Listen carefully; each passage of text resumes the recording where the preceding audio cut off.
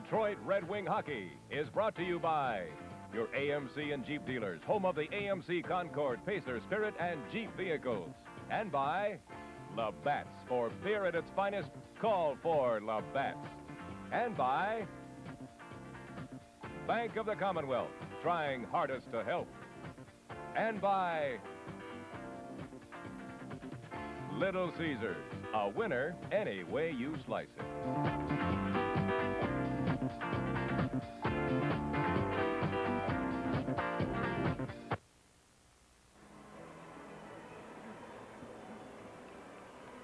And here again from the Chicago Stadium, the Detroit Red Wings and the Chicago Blackhawks.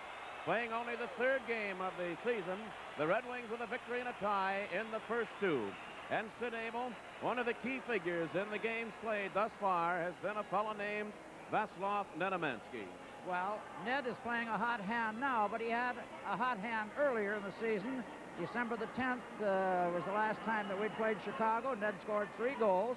He has scored 5 goals in the 2 games they've played, so he is the instrumental factor as far as the Red Wings are concerned. But he is their big scorer. He is the Wings' big scorer right now and is playing terrific hockey. 35 goals on the season, 9 in his last 9 games. The story of Václav Nedomansky. Another young fellow who has joined the line with Nedomansky and with Dale McCourt and has thrived on it is Danny LeBratton, the young man out of Sweden. Sid, what a pretty skater.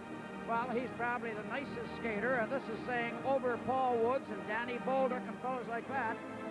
LeBratton can really pick them up and lay down, and he's just a picture to watch.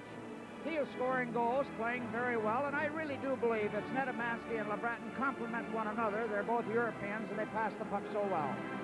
It's Danny with 6 goals and 5 assists in the 10 games he's been with the Nedomansky-McCourt combination. Well, the two teams out onto the ice, and we'll be back with more after we pause now for this.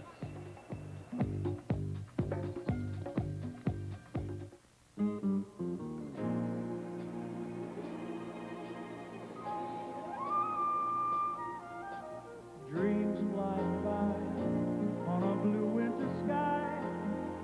Let the feeling surround you. Dreams come along. This is where you belong.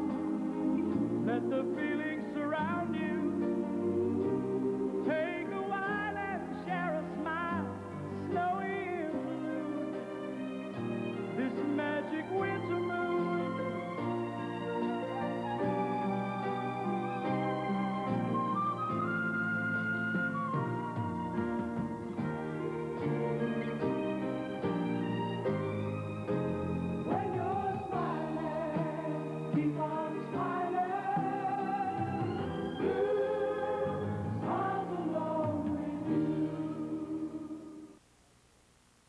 Something exciting is happening in small cars. AMC's new Spirit DL. Let the Spirit move you.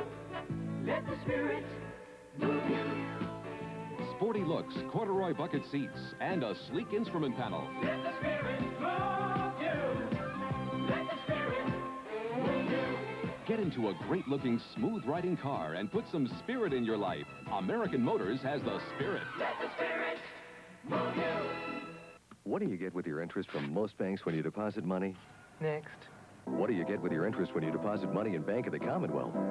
I got a piano. I got a piano. I got these tools. I got a watch. At Bank of the Commonwealth, when you deposit as little as $1,000 in a 7-year, 7% time certificate, you'll not only earn big interest, but also a big bonus, some bigger than others. Trying hardest to help. That's the Bank of the Commonwealth. Well, I don't know if they're just a little anxious here in Chicago to get things going or not, but they're a minute or two ahead of time. The Red Wings will be starting Jimmy Rutherford again in the nets. Jimmy, who's held a pretty hot hand lately, and that's Tony Esposito on the right of your screen. He'll be in the goal, the veteran for the Chicago Blackhawks. Jimmy Rutherford, who in the last 8 starts has won 4 and tied another 2, has only 2 losses. And this, of course, our first look at Chicago now with the addition of 3 players out of Atlanta, make it 5 out of Atlanta. One of them on the ice right now is Tom Lysiak as the play went into the Chicago zone offside. As we say, they actually should be playing the national anthem just about now. And they beat the gun a little bit. Lysiak is number 12. You see him there. He came in the trade we'll be talking about a little bit later. He has Bully on one wing and Grant Mulvey on the other. The wings have Willie Huber and Tommy Bergman. Back along the defense, Errol Thompson, San Laurent, and Polonich up front. Polonich kicked it into the Chicago zone. Bully goes in behind his own goal. San Laurent was called down, and there'll be a penalty coming up to Bully. And the Red Wings are going to pick up a quick power play opportunity. And the stoppage of play will be back in just a moment. Little Caesar's Pizza, tastiest in town. A winner anyway slice it all the way around. The carry-outs are good and hot, great for nighttime snacks. Or sit down at Little Caesar's, just order and relax. If you want variety, there's a family in for you. It's a winner, come in and see Little Caesar's. See your local TV book for a free pizza coupon. Well, the puck goes in the corner, and Andre St. Laurent comes in to make a play. Bully just puts his arms right around him and pulls him back onto his back and gets a penalty with Hood standing right, perfect position. Bully argued about the penalty, but it looked rather evident. Now here's Dale McCord trying to center it. That was broken up by Bob Murray. Murray of Chicago goes into the corner, knocked away from him, and Dave Logan gave McCord a pretty good belt. Puck held in now by Reed Larson. McCourt with a shot, and Esposito got the left skate on that and kicked it away. Now Logan goes chasing in behind his own goal. Bully went off for holding at the 25-second mark, and Chicago clears down the ice and in behind the Detroit goal.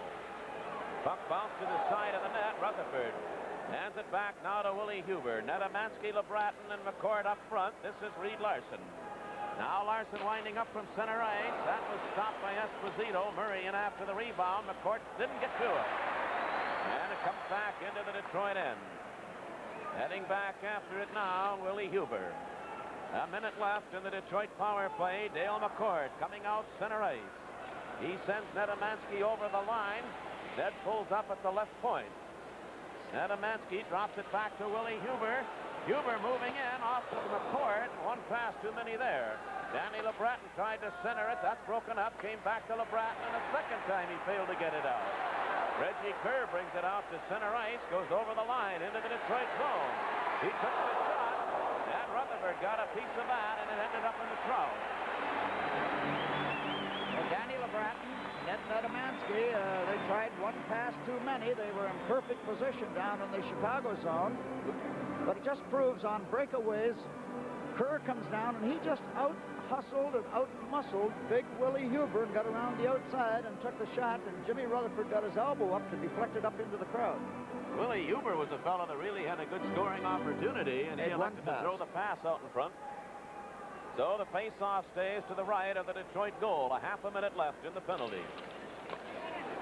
In behind his own net is Willie Huber. Now Huber out on the right side. Dennis Polonich, Thompson, and San Laurent up front now. Puck sent into the corner. Going in after it is Coro. It's stopped by Errol Thompson. He drove the shot, and Esposito stopped that one. Digging into the corner, Greg Fox. He was checked. Polonich dug it away from the referee, Bruce Hood. Back on the line now, Tony Bergman off to Willie Huber. Pass too far in front of him. That's John Marks. Stopped at the line by Thompson. Penalty is over. Chicago back at full strength. And the Blackhawks pick it up. Ted Bully, who just came out of the penalty box, the puck came over the line and then back in offside. Well, a good crowd here at the Chicago Stadium. They're not getting that 16,666 like they did for years, but good crowd this Sunday afternoon, and a lot of them from Detroit. A lot from Detroit, and there are a lot of kids here, Bruce. This is stick day here in Chicago, and they're giving, I think, the first 5,000 youngsters hockey sticks, so there'll be a lot of noise.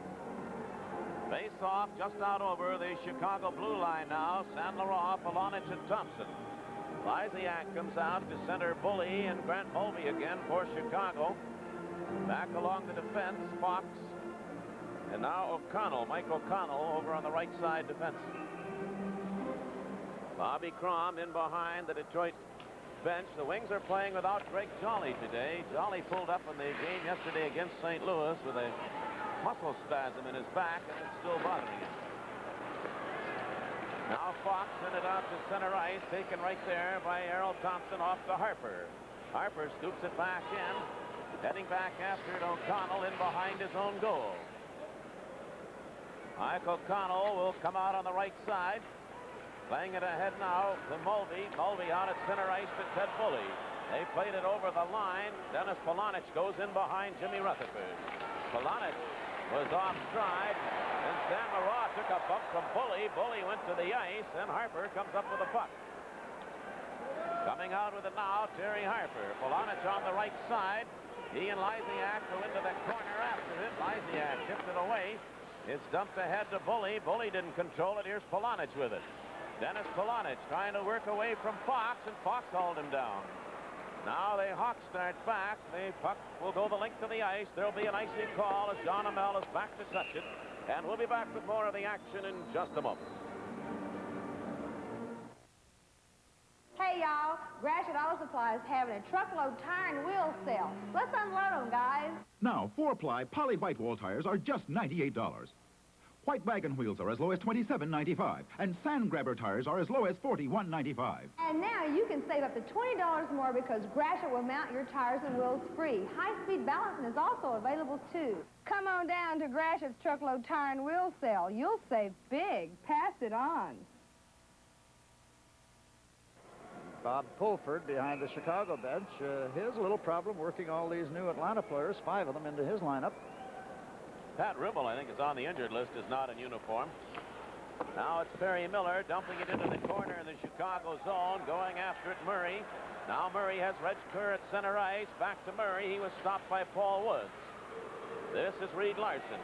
Over on the left side, the pass way out in front of Woods. And coming out with it now is Kerr. Into the Detroit zone. That shot tipped away by Rutherford. It was kept in, and Larson goes in behind the Detroit net. He's there with Bordelot. J.P. Bordelot and Larson, and now Kerr dug it away. Knocked in along the boards by Perry Miller. Billy Hogebaum gets into it. Puck still didn't come out. Here's Kerr with it. Reg Kerr trying to set up Dave Logan. Logan swings it in behind the Detroit net again. Bordelot goes back there, and the puck came out, but Perry Miller will take it. Now Miller ahead to Paul Woods. Woods gets it over the line. He tried to set up Bolduc. Bolduc was knocked off stride. There's a chance for Reed Larson, and the shot was knocked down before it got through. Hogebaum goes after it. Billy Hogebaum to Woods. The shot deflected to the corner. Danny Bolduc with it. He tried to set up Woods. Bolduc took a heavy bump from Logan. Now it's Paul Woods. He's knocked down by Kerr. Here's McCourt handing it back now to Reed Larson with a shot that went wide. And the puck in along the back of the net. They'll bring the face-off out over the Chicago blue line. And Sid, I'm here to tell you that this line of Hogebaum, Bolduc, and Paul Woods in the last 3-4 games, I think, has been an exciting line. They have forced the issue. They're all good skaters. Reed Larson misses the net here with a shot that could have been dangerous because the screen was out in front of Esposito. But they continually harass the other team and move in deep in the zone, and they're all buzzers, and they force the other team to make mistakes. Stan Mikita on for the first time. He's got John Marks and Cliff Coral. Play goes off to the side of the Detroit net. Rutherford cleared it beyond LeBrat, and that shot from the line. Ooh, that deflected away just out in front. The stick of Mike O'Connell. Now the wings. That's LeBratton. Danny LeBratton tried to leave it for McCourt. McCourt circles back to his own blue line. Drops it off for Nedemansky. He lost it to Mikita. Now Stan Mikita playing it back in. Tommy Bergman knocked it away. McCourt and Mikita. And it came back to Tommy Bergman with a shot that went wide. In behind the goal, Nedemansky. He put it all the way down the ice. We have played 5 minutes, 45 seconds of the first period. No score. The Wings have carried much of the play. Now Tommy Bergman. Bergman tipped it to the line. That shot fired there. Rutherford knocked it away as O'Connell let another good one go. Nedemansky, he's hit heavily by Fox. Worked it out to center ice. Mikita and McCourt. Puck came back to Fox. Back out center ice. Here's Nedemansky taking it back in. His pass behind Dale McCourt. Fox pulled down Nedemansky. Back over the line, Mikita. He just dumped it into the corner, and J.P. LeBlanc will go in after it. Now LeBlanc starts out. J.P. coming over the line into the Chicago zone. Into the corner with it, looking for somebody. Back it came to Netamansky, and he shot it over the top of the goal. In behind the net, it's lodged there again, and the face-off out over the Chicago line. No score. We're back in just a moment. Let the spirit move you. Let the spirit move you. There's a new excitement in small cars, AMC's new Spirit DL. Let the spirit move you. Let the spirit move you. Sporty looks, corduroy bucket seats, and a sleek instrument panel. American Motors has the Spirit. Let the spirit move you. See all the new AMC cars for $79 at your Metro Detroit AMC dealers. Greg Carroll moves out now, and Reed Larson has come up to play the right wing on the line with Carroll and J.P. LeBlanc. Puck went all the way to Esposito. That's Murray sending it out to center ice. Bob Kelly goes in after it. He put it off to the side of the net. Going after it, Carroll. Now Greg Carroll of Detroit coming back out center ice. Here's Carroll over the line, dropped it for LeBlanc. J.P. LeBlanc sent it back to Carroll in the corner. Carroll out in front. LeBlanc just failed to reach it. Here's Harper. Terry Harper dumped it in behind the net, and Murray goes in after it. LeBlanc knocked his pass down. It came back to the line for Hamel, and his shot blocked by Alan Dago comes out center ice. Here now is Carroll turning at his own line, handing it back to Harper. Terry Harper to Carroll. Greg Carroll flipped it right to Esposito. He handles that easily. Dumped it into the corner. It's played back toward the line, and the Hawks come out. At center ice, Mike Walton of Chicago clearing it in behind the Detroit goal. LeBlanc goes into the corner after it, being checked there by Dago, and Harper took it. Lost it, picked it up a second time. Now LeBlanc swinging it in behind his own goal for Jean Hamel. Hamel, he and Dago collided along the board. Dago went down, and the puck is locked there, then kicked away by Carroll. Greg Carroll firing it over on the right side. Reed Larson, he's given a bump along the boards by Logan.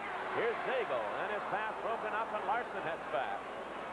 Reed Larson over the line into the Chicago zone. Wings are changing on the move, so there was nobody up with the pass to the open wing. Kerr sliding it off to the side of the Detroit net. Tommy Bergman comes back after it. He played it over on the left side, too far for Thompson. And the puck knocked down by San Laurent. He starts Thompson out. Harold Thompson over the line, trying to go around O'Connell, couldn't do it. Coming right back, Reggie Kerr. And Kerr, given a bump by Huber, got away from him. That puck rolled to Rutherford, and he holds on to it. And the play will stay to the right of the Detroit goal. Back in just a moment. It's special. That looks really nice and cool. It's special. It's the best special time. Looks refreshing. I can tell you, it's got a Labatt's taste. Yeah? And it's a real Canadian taste. Has it got body? That's it. It's got body. It's special. Taste the best special time. And yet it has less than 99 calories in a bottle. Taste the best special time. Face-off will be in the circle to the right of the Detroit goal. San Laurent in against Reggie Kerr. We played 8.5 minutes of the first period. Now here's Greg Fox with a shot. It went wide. Bordelot shot blocked by Tommy Bergman, and now Harold Thompson comes out of San Laurent. Thompson was hauled down. Puck came back to Willie Huber, ahead to Polonich. Polonich and Huber. Fox took a run at Polonich, missed him. Polonich put it out in front. It comes back to Tommy Bergman, and a shot by Thompson, and that's deflected right to the goal. Esposito knocks it away. Polonich in the corner. He fired the shot. There's going to be a penalty coming up to Fox. He had a pretty good grip on San Laurent, and he'll go off for interference, and the Wings have their second power play chance. And the Wings are dominating this first period. Polonich had an excellent chance to get a rebound and put it up over Esposito. Tony Esposito is one of the outstanding goaltenders in the league, but he does go down to his hands and knees an awful lot, and if the Wings are aware of putting the puck upstairs, he can be beat up high. Greg Fox went all the way over to the bench and took a seat there, and which is sort of an indication that I can't believe it. Well, he got caught, no doubt, interfering. Had Dennis Polonich, when he come around from behind the net, spotted Errol Thompson. Errol Thompson was standing just off to the left of the net all by himself, but he elected to shoot instead. Face off in the circle to the right of Tony Esposito. Puck came back. McCourt fired that one and deflected away. Dug out by San Laurent and Thompson, and deep stop. Big save by Esposito.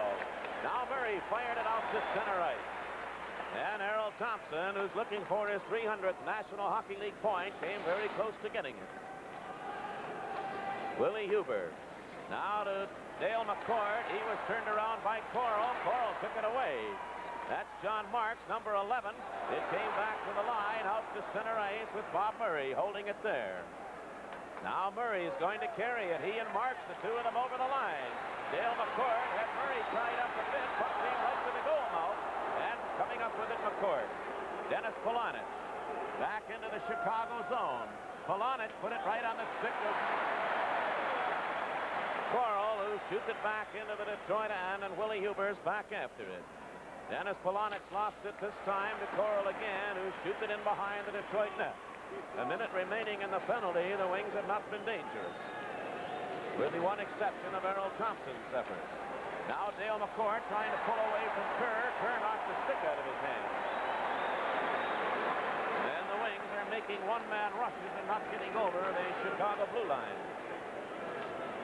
This is Bolduc. Down the right side, Danny Bolduc. Play went in. Very close to being offside, but evidently not so. Billy Hogebaum. Here's Hogebaum setting up McCourt with a shot, and that was knocked away by Esposito. And Kerr swings it down the ice. 20 seconds left in the penalty. Now Dale McCourt coming out again. He and Huber the point men.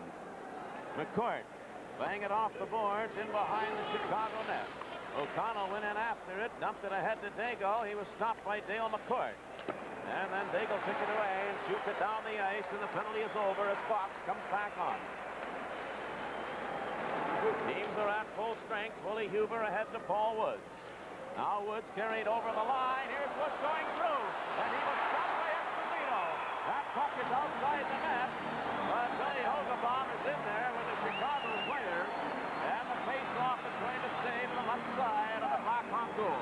An unbelievable play by Paul Woods. How he got through, he just bounced right through the middle of the defense, up on one leg, did a little pirouette, puck come over, and I watch Hogebaum after Esposito makes the save on Wood. Hogebaum gets the puck right at his feet, and he can't put it in. And it was Bully who then drove him into the net. And this line of Hogebaum, Woods, and Bolduc continue to play well. Bolduc setting up Larson, now to Hogebaum.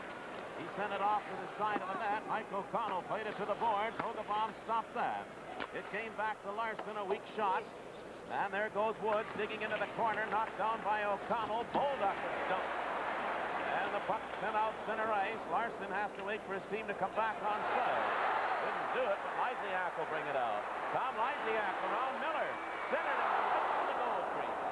Bully back on the line. Murray took the shot. Moving with it now, Mulvey. And his centering pass knocked away. Terry Miller played it out center ice again. And the Hawks will take it there. Shooting it back in, Grant Mulvey. In behind the Detroit goal, Reed Larson. Now Larson starts out. At center ice. A one-man rush. The Wings are changing their forward line. Here's Carroll. And he was stopped. Puck kept in by Miller. He plays it to LeBratton. Now Greg Carroll in the corner. Carroll's pass knocked away.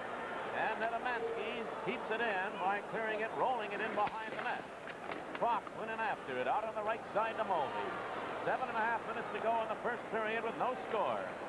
Puck sent into the Detroit zone. John Hamel goes in after it. Hamel played it over on the right side to Nedemansky. He's bumped by Fox. Greg Fox clearing it behind the Detroit net. Rutherford over on the left side. It came to the point. Murray fired the shot there over the top of the goal. Now Mike Walton, number 16, brings it back out. All the way to his own line, hands it off to Dave Logan. That's Kelly with it, back to Logan. Carroll takes it away, took the shot, and it was stopped by Murray. Danny LeBratton, he lost it and coming out with a Daigle. Now Kelly, big Bob Kelly over the line into the Detroit zone, goes to the corner with Harper, behind the Detroit goal. Then he was checked by Harper. Danny LeBratton off to the ice by Kelly. goes in behind the net again. Came out in front, right to Nedemansky. LeBratton moving down the left side. Danny LeBratton over the line. Here's LeBratton with it, setting up Nedemansky with a shot. That was blocked, and Nedemansky is dumped. And the Hawks are throwing their weight around. Here's Daigle. He's hooked by John Hamel. There'll be a penalty coming up to Detroit. While Hamel goes in, we pause for the trip. I own this place. But tonight, no more work. Tonight is celebration, because tomorrow I go back to Greece. You know how? Because my friends at Bank of the Commonwealth, they helped me to start this place when other banks do not. Now, I go back to Greece, and my cousins, they think I am big shot. I am not big shot, but at Bank of the Commonwealth, they treat me like a big shot. Big shot. Trying hardest to help. That's the Bank of the Commonwealth. Super 6 Tire Centers brings you moments to remember. 3 former members of the Detroit Red Wings picked up 7 scoring points in a single NHL game. Can you name at least 2 of them? Well, John Hamel goes off for hooking at 13:42. And now Chicago have their first power play chance to face off to the right of the Detroit goal. Blackhawks have been throwing their weight around rather effectively. Mike Walton off to Mikita. Dan Mikita's pass right to Rutherford. He kicks it into the corner. Harper goes in there with Filippov. It came back to Mikita with a shot, and Rutherford grabs that. And he made himself some kind of a move on Stan Mikita. Well, this is where Stan Mikita is dangerous. He comes out of the corner. Nobody picks him up. That was a deflection earlier. Now he goes back in the corner, picks up the puck, walks out, and nobody challenges him. And he gets in perfect scoring position. And Jimmy Rutherford caught it. Glove hand. Beautiful save. Harper is replaced now by Reed Larson. The Wings have Dale McCourt with J.P. LeBlanc, Miller, and Larson. Mikita's having quite a talk with referee Bruce Hood. Sid, what do you think that's all about? Well, I really wouldn't know. He wasn't interfered with. He walked out of the corner. Whether there was someone holding a player out in front of the net that he felt there was maybe interference should have been called. So McCourt and Mikita. Dale McCourt drove it into the corner. Perry Miller, first man in. He fired it to the line. It's kept in by Murray. Right back to Miller, and this time he finds the opening and shoots it the length of the ice. 1.5 minutes left in the penalty to Jean Hanault. No score in the game. 5:45 to go in the first period. That's Bob Murray, number 6. Pass tipped away by Larson, but picked up by Filippov. Going in after it, LeBlanc. J.P. tipped it along the boards. Mikita sent it back to Mike Walton. Walton holding it there. Off to Mikita in the circle. Right out in front. A quick shot by Lysiak, and Rutherford got in front of that. Pretty play by the Hawks, and a great save again by Rutherford. There's again. Mikita takes a little pass from Walton and spots Lysiak right out in the slot by himself. Lysiak didn't get that much wood on it. I think he hurried a little bit. He swished it right along the ice, and through the traffic, Jimmy Rutherford went down to his hands and knees and made the save. Jimmy Rutherford has been hot. And when a goaltender is hot, you can get away with a lot of things because they make that big save for you and get things turned around. Now the face-off stays in the circle off to the right of the Detroit goal with still 1 minute and 4 seconds left in the Detroit penalty. Dale McCourt and Mikita. Mikita wins the draw. Walton with a shot. Rutherford grabs that. He holds on to it with Mikita right there at the doorstep. So the face-off to the right of the Detroit goal again. Hey, hockey fans, let's turn a break in the action into a refreshment break. Simply say, I'd rather Vernors. Remember, whatever you do, don't you get caught with your Vernors down. Again, Mikita wins the draw. Walton at the left point. Dumped it off the side of the circle to Filippov, a newcomer from Atlanta. Filippov in behind the goal. It goes to the corner to Lysiak. Now it's Mikita with it. Dan Mikita turning away from one check. Back on the line. Now O'Connell hands it off. Lysiak took the shot, and it deflected off Tony Bergman. Filippov digging it out of the corner. With it is Lysiak. Now Lysiak. He sends it back to Walton. Mike Walton to Lysiak, and he hits the side of the net with it. Here's Lysiak in the corner. It got away, and Woods will skate it out. Paul Woods Goes into the Chicago zone, trying to work around Walton. He did. He took the shot, and Esposito had to be sharp on that. Good effort by Paul Woods. Puck all the way down the ice. Willie Huber's after it, and there'll be an icing call as he touches it. A good break for the Wings.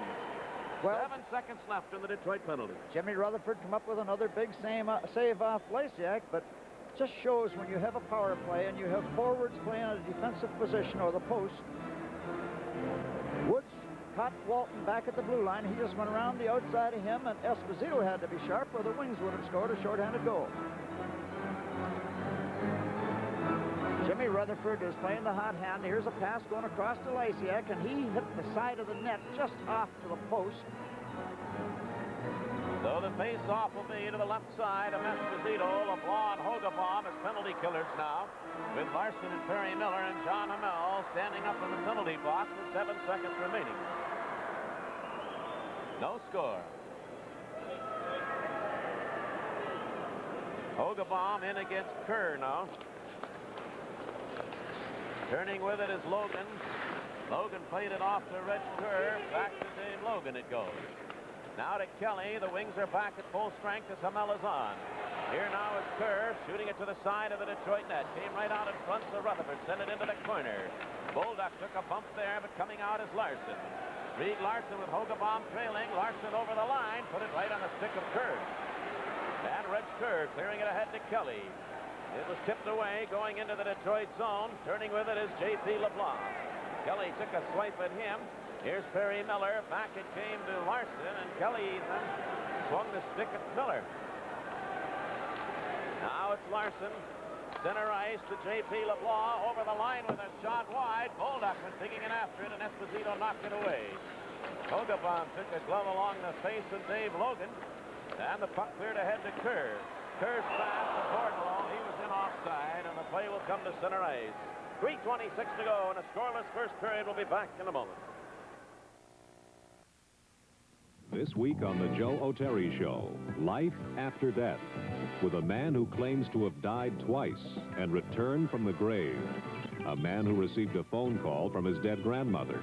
A parapsychologist, a psychic researcher, and the owner of a haunted house. Plus the world of advertising, from sugar-coated children's cereals to the selling of sugar-coated politicians. Tough questions, straight answers on the Joe O'Terry Show tonight at 10 on TV 50. Bruce Martin along with Sid Abel, our producer Marvin Hughes.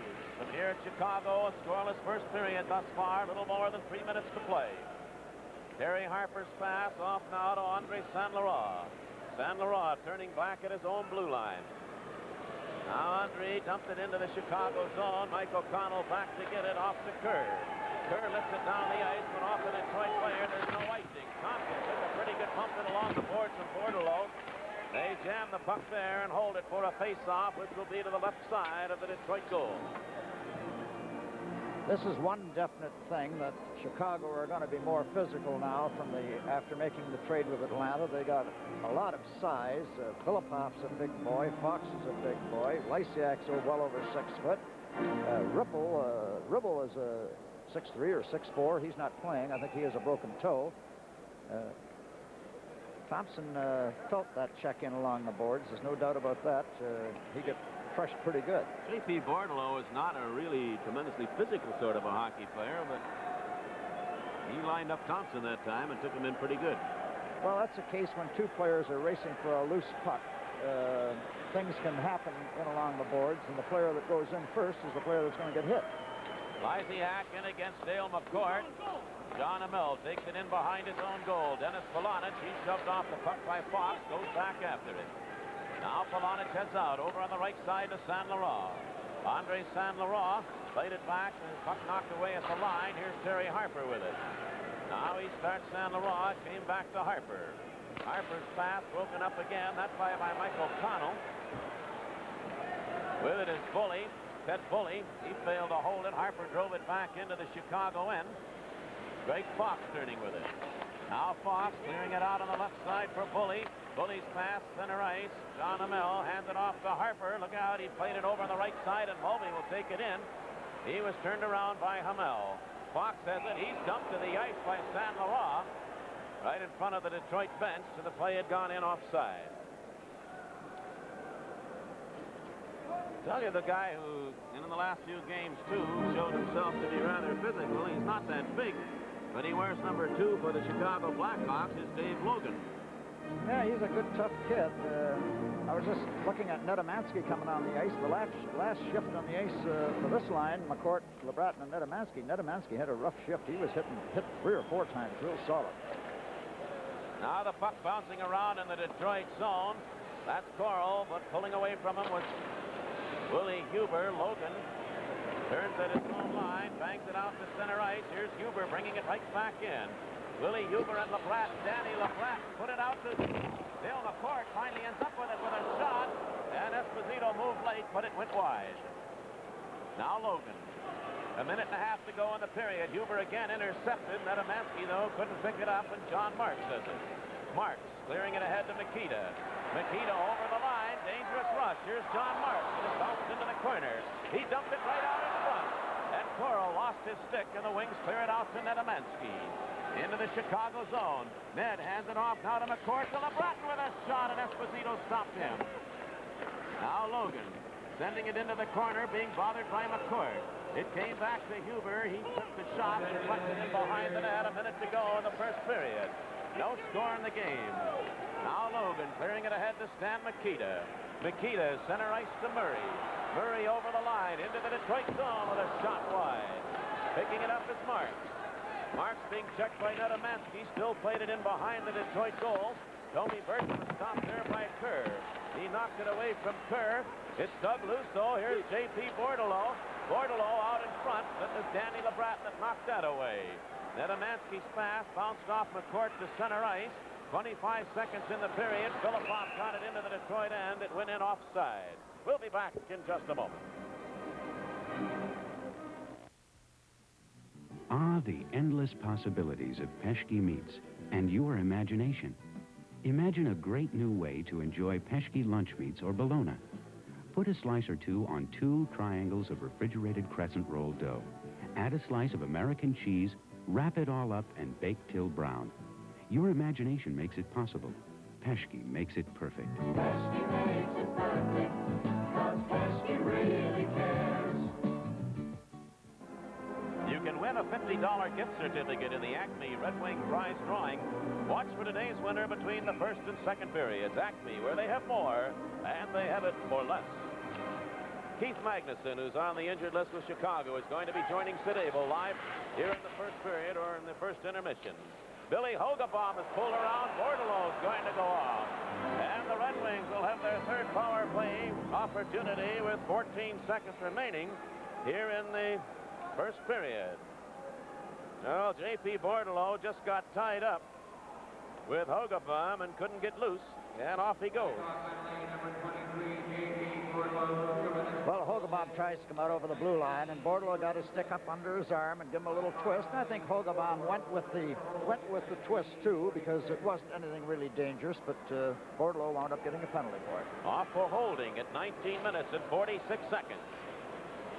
Now with time running out here in the period, Perry Miller at center ice over the line, and it's dumped back out center ice. Just a couple of seconds remaining, so there'll be no damage done as the buzzer goes. No, it didn't go because the play went in offside with 1 second on the board. As I just said 20 seconds ago, Keith Magnuson will be joining Sid Abel here from the first intermission.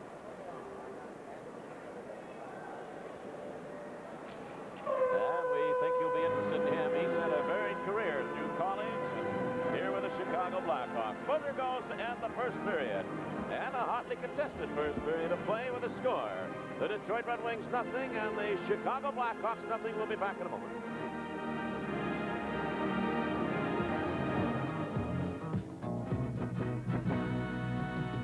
Little Caesar's pizza, nobody loves it like a kid on 2 weeks.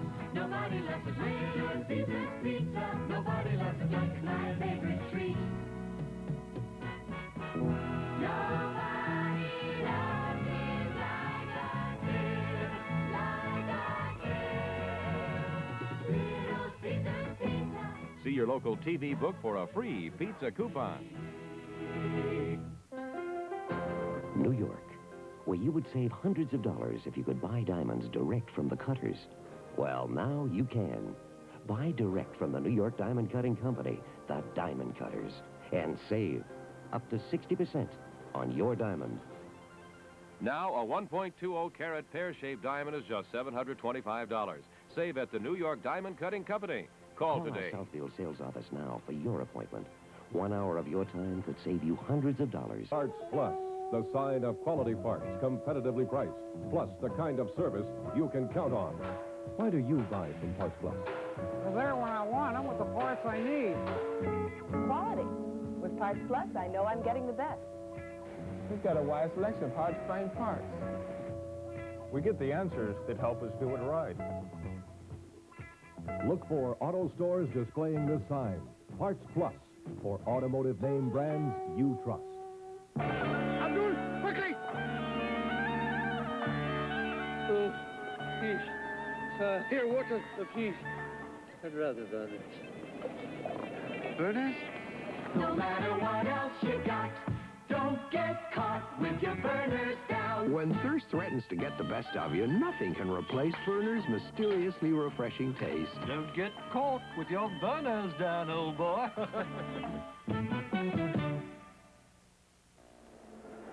Well, I know there are a lot of fans with torn allegiances today with Michigan State Spartans in their all-important game in the NCAA, and they were leading last week checked over Notre Dame 56-47.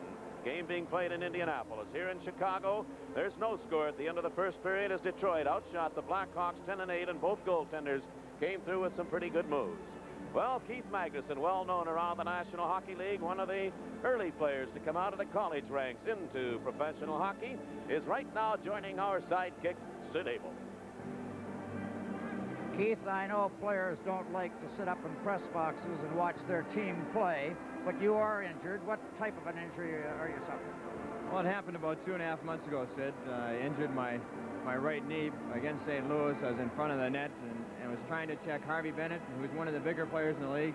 Pulled him back over my leg, and instead of him falling over it, he fell right on it. And that's when I injured it, and I had surgery that night.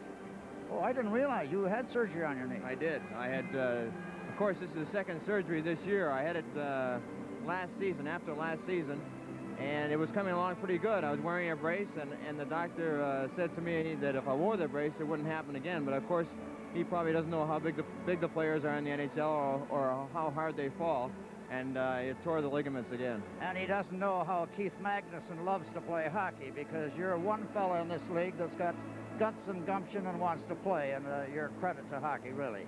Well, I appreciate that. I just feel fortunate that I've been lucky enough to play the game for 10 years, and I see this first period here tonight, and it's the kind of hockey that I like to see because it's a hard-hitting game.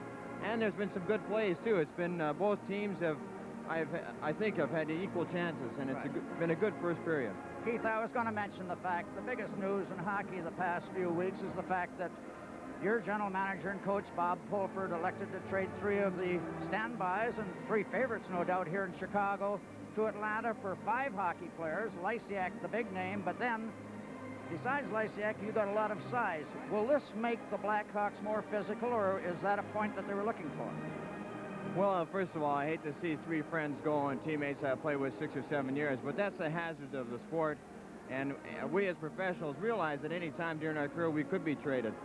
I think what our team is trying to do, and we probably won't realize the effects of the trade right away, but we have some young players. Most of them, I think all of them are under 26 years of age. We have good physical size. They're all around 200 pounds or better. And I feel that they're talented, too. I think that in the future that they will grow as hockey players and as they get more experience. And also I know with the coaching of Bob Pulford that they'll improve tremendously. It was really a trade where we gave up experienced players, but we got some talent and some youth. There's no doubt about that. Keith, this was the hockey hotbed back a few years ago, and you've been here through that period, and now you're seeing a period where the crowds aren't that large. Would a trade like this get the fans coming back, do you think? Well, I think that in order to have the fans back, you have to win hockey games, and you have to have an exciting team. And I feel that this has added a new dimension to our team. We are physical now, and we can rate among the best in size. I think that it'll help our attendance. I noticed that today in the last game against Philadelphia, we had 15,000, and here today we have at least 12,000. Winter has hurt us a lot this year, but I know in the last 2 or 3 years that we didn't win as much as we should have, and that hurt us. And hopefully this new move will help our attendance. And I know it was exciting during those years. Of course, we had Bobby Hull, probably one of the best scorers in the history of the NHL, and that was another reason too. All right, Keith, the fact that you're in a division where teams do not have a lot of points, but you're sitting up there with a comfortable 12-point lead on Vancouver. You're in first place. I would think that would be enough to keep the fans' interest high, because you are a first-place club and will get a bye in the first round. Well, maybe the fans have been spoiled. I know that the late 60s, say from 66 to almost 74, 75, we ended in first place, and we had some great scorers here, and we played some very good hockey. You know, names like Pat Stapleton and Bill White, of course, Stan's still with us, Bobby Hull, and you got to say Tony Esposito, too. A few of those people have left, and that's hurt us, I think. I believe that it's hurt the attendance, that people were used to seeing exciting playoff hockey every night. And maybe they're not seeing that every night. Maybe they're seeing it maybe every 3 or 4 games. Hopefully with this youth, and I think the whole league has improved this year. I really believe that the intensity that the players are playing with now is a lot better than has it been for the last 2 or 3 years, just because there's fewer jobs for a lot of players, and the players realize this. Keith, you're one of the first players that turned pro and started playing in the National League. Probably not the first, but one of the first that come out of an American college, although you were Canadian-born, but you come out of Denver, I believe it was. Just what thoughts do you have of college hockey today? I mean, do you get a chance to see college hockey? And I know we have several college players that are pretty well established now in the National League. My question was going to be this. Do you feel that the American boy coming out of an American college is going to be able to play in this National League and hold his own? I think he is. I believe right now that there has been many players, American players, that are ready to play in the NHL, that are in either maybe junior hockey up in Canada or playing high school hockey or college hockey here down in the United States. One of the best things that I did was go to college. And if I can say to a youngster out there today, get your education before you go into the NHL, because it's really a stepping stone to something else. And I know my hockey career someday is going to end, and I have a job here in Chicago. That's the most important thing. I think the American youngster in the future is going to make a tremendous impact on the NHL. I'm glad to hear you say that. Keith, thanks ever so much for stopping by. Injury and all, get better, help this club in the playoffs. Thank you very much, Sid. Bye. Now let's go back to Bruce Martin. From Panasonic, a 6-band radio including FM, AM, and public service band. The portable unit also lets you monitor audio of your favorite television program with rich, full sound from a 4-inch speaker. Information radio from Panasonic. Here at the Chicago Stadium, we have played one period of hockey with a score. The Detroit Red Wings nothing and the Chicago Blackhawks nothing, and we'll be back in just a moment. United presents more non-stops to California than any other airline. Take him away, Maestro.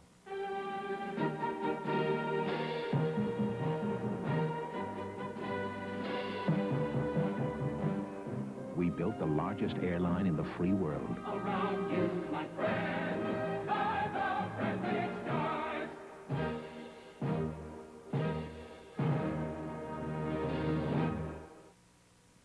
Energy. There's a lot about it in the news lately. And everything we see and read about it is a reminder to use good judgment in using energy so there'll be more for all. The people who make Amoco heating oil want to keep your family warm and cozy. By dialing down the heat a few degrees, your house can still be comfortable, and you'll be stretching America's energy a bit further. And that's a pretty comforting thought. Ah, the endless possibilities of Peshki meats and your imagination. Imagine putting crisp slices of that sweet, lean Peshki bacon on a toasted English muffin.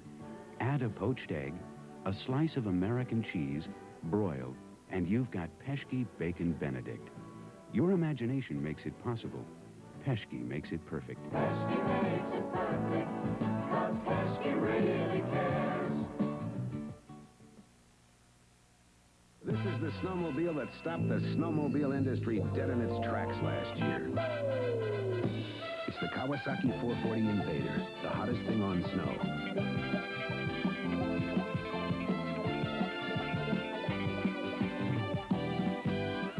The Kawasaki 440 Invader is so fast, you might want to consider a few options.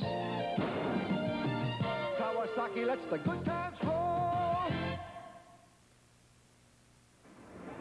Well, Dean Keating out of Royal Oak, Michigan, recently walked into an Acme sporting goods store, filled out a card, mailed it in, and it was chosen prior to today's hockey game. So, Dean Keating, if you'll call 895-67000, we'll tell you how to go about claiming the certificate that is on its way to you. Sid, we had a heck of a fine period, I thought. The first 20 minutes of this hockey game, some good goaltending on both ends of the rink, as a 0-0 score would indicate, and each team with good scoring chances. I thought the goaltending stole the show, really, Bruce, in the first period. Esposito, early in the period, made several fine saves. Jimmy Rutherford come up with key saves down in the Detroit zone. It's more physical than most Chicago-Detroit games, and no doubt that's because of the trade that Chicago made with Atlanta and got a little size. But the Wings, I'm proud of the way they're playing. They played a very cautious period or controlled game where they pass the puck back, they get up to center ice, and if they find that there's not an opening to get into the zone, instead of throwing it into the zone and having someone beat them to the puck and then come out with it, they pass it back to their defensemen. They'll try it a different way. And by doing that, and they've been doing it the last few games, they are really bringing the pace back to the pace that they want, and then they can get the puck over, say, to the wingman, to LeBratton and to Bolduc and to Billy Hogebaum and somebody, Paul Wood, some of these guys that can really motor, and they get around the outside, and they're getting chances to score goals. Sid, I was just thinking that over the last 16 games, the Red Wings have won half of them, lost the other half. In other words, they're playing 500 hockey over the last 16 games. And on the road, where they went 23 games without winning one, they have now, in their last 7 games, won 4 and lost 2 and tied still another one. The turnaround, I think, has been a more disciplined sort of play, has it not? There's no doubt about that, and they are proving that they're playing better in front of Jimmy Rutherford than they did in front of Vachon, but I think they've just come of age, a lot of them, and they're playing real well, too. Well, we still have 40 minutes of hockey still to be played here at the Chicago Stadium. No score in the game thus far, and we'll be back with the face-off for the second period in just a moment. Rough terrain ahead. Last year, we never could have made it. We had a conventional 2-wheel drive wagon. Now we've got a 4-wheel drive Jeep Cherokee, and anything's possible. The road's pretty squishy up ahead. This would have bogged down our 2-wheel drive wagon. But my Cherokee's equipped with Jeep's Quadra-Track, proving the automatic 4-wheel drive with the best traction. Hey, Dad, can we make it up there? Billy, our Cherokee can go anywhere. Yeah. Maybe your next wagon should be a Jeep Cherokee. We wrote the book on 4-wheel drive. The new Trans van by Champion is shorter than this car, has more room than this van, and costs less than this station wagon. Yet this Trans van sleeps up to 4 and even includes a kitchen. Lunch is ready. Oh, terrific. John, presenting the traffic jam burger. The amazing new Trans van by Champion. Maybe your next car shouldn't be a car. See the new Trans van at Lloyd Bridge Chevrolet and Tom Harris Chevrolet. Saturday night, go downtown, see the sights. Girls and pinball, broken bright lights. Wish every day was Saturday night. Coca-Cola at light when the lights are bright. Wish every day was Saturday night. Coke at light, Coca-Cola at light. What do you get with your interest from most banks when you deposit money? Next. What do you get with your interest when you deposit money in Bank of the Commonwealth? I got a piano. I got a piano. I got these tools. I got a watch. At Bank of the Commonwealth, when you deposit as little as $1,000 in a 7-year, 7% time certificate, you'll not only earn big interest, but also a big bonus, some bigger than others. Trying hardest to help. That's the Bank of the Commonwealth. Well, it's nice to see Michigan State out in front of Notre Dame if you're a Michigan State fan, and I know there are a lot of Irish and Notre Dame fans, but the Spartans leading 68-57 in the NCAA playoffs in Indianapolis today. Here Chicago Stadium. The Detroit Red Wings and the Chicago Blackhawks playing a scoreless first period. And when the second period gets underway, Detroit will have the extra man for the first minute and 46 seconds. That's the time remaining in J.P. Bordelot's penalty. He was waved off for holding at 19 minutes and 46 seconds. Jimmy Rutherford, who will be in the... We're continuing to play in the Detroit goal. Jimmy playing his 8th straight game in the nets. And Tony Esposito, who, of course, does the major share of goaltending for Chicago. Esposito in his 53rd game of the season. Jimmy Rutherford, as we say, in his last 8 games, has won 4, lost 2, and tied 2. So referee Bruce Hood, who called 4 penalties in the first period, they were 3 to Chicago, 1 to Detroit. And the Wings have the power play right now. Larson and Huber back at the points. McCourt, Thompson, and Nedemansky up front.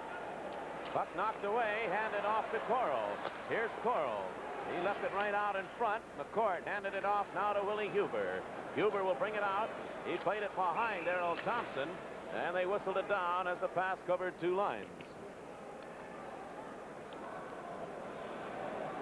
Minute and 27 seconds remaining in the penalty time to J.P. Bordelot. Robert Preston takes it on the lam to Sonny Grease after trying to swindle conman Walter Matthau in Island of Love. That's tonight's 8 o'clock movie on TV 50. Face off just inside the Detroit blue line. Willie Huber handing it off to Reed Larson down the left side. Larson over the line, trying to go around Murray. He played it behind Dale McCord. It bounced away from him, and here's Coral coming back. Coral with a shot. That was knocked down by Thompson. Marks goes in after it.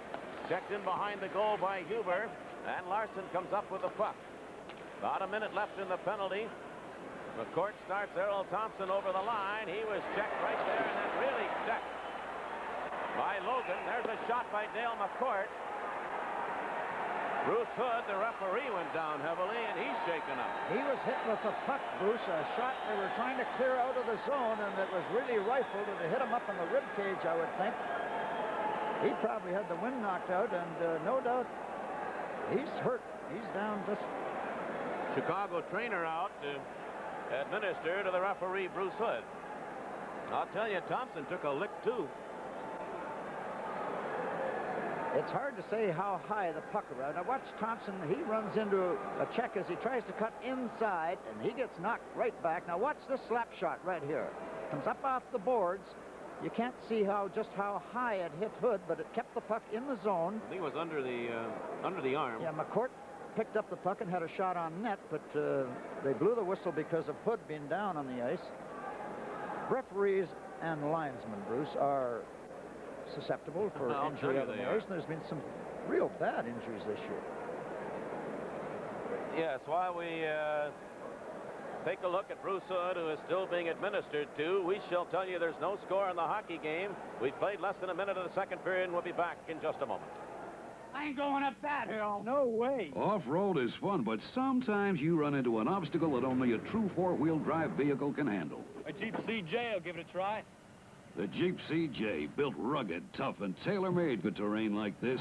It's easy to see the Jeep CJ was born and bred for four-wheeling.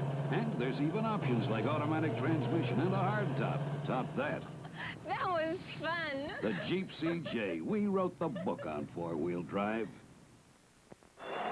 Bruce Hood is up and ready to go, but I don't think he feels too good, as you can tell right there. He lifted that left arm, and that's where it caught him, just in the ribs under the left arm, and He's rubbing the spot right now, and he's taking a deep breath every once in a while. That brings the old question back, as if a referee is hurt and can't continue, what happens? And normally, one of the linesmen would take over, and they'd work with a two-man crew. But in a recent game in New York, the supervisor of officials, Frank Woodbury, was there and picked it up. Now here is Paul Woods moving into the Chicago zone, and again it's whistled down offside. And the Wings have not really threatened all that much. 39 seconds still to go, and the penalty to Bordelot, the carryover penalty from the first period. Bobby Fulford, he has received some criticism on the trade that sent 3 very popular players out of Chicago: Phil Russell, Bolderev, and Darcy Rota. Dale McCourt Now McCourt just dumps it into the corner. Coral goes digging in after it. Hogebaum went for a spill. Puck came to John Marks. Now here come the Hawks. They've got 3 men coming down the ice. Over the line, Dave Logan drops it off for Murray. Now Marks.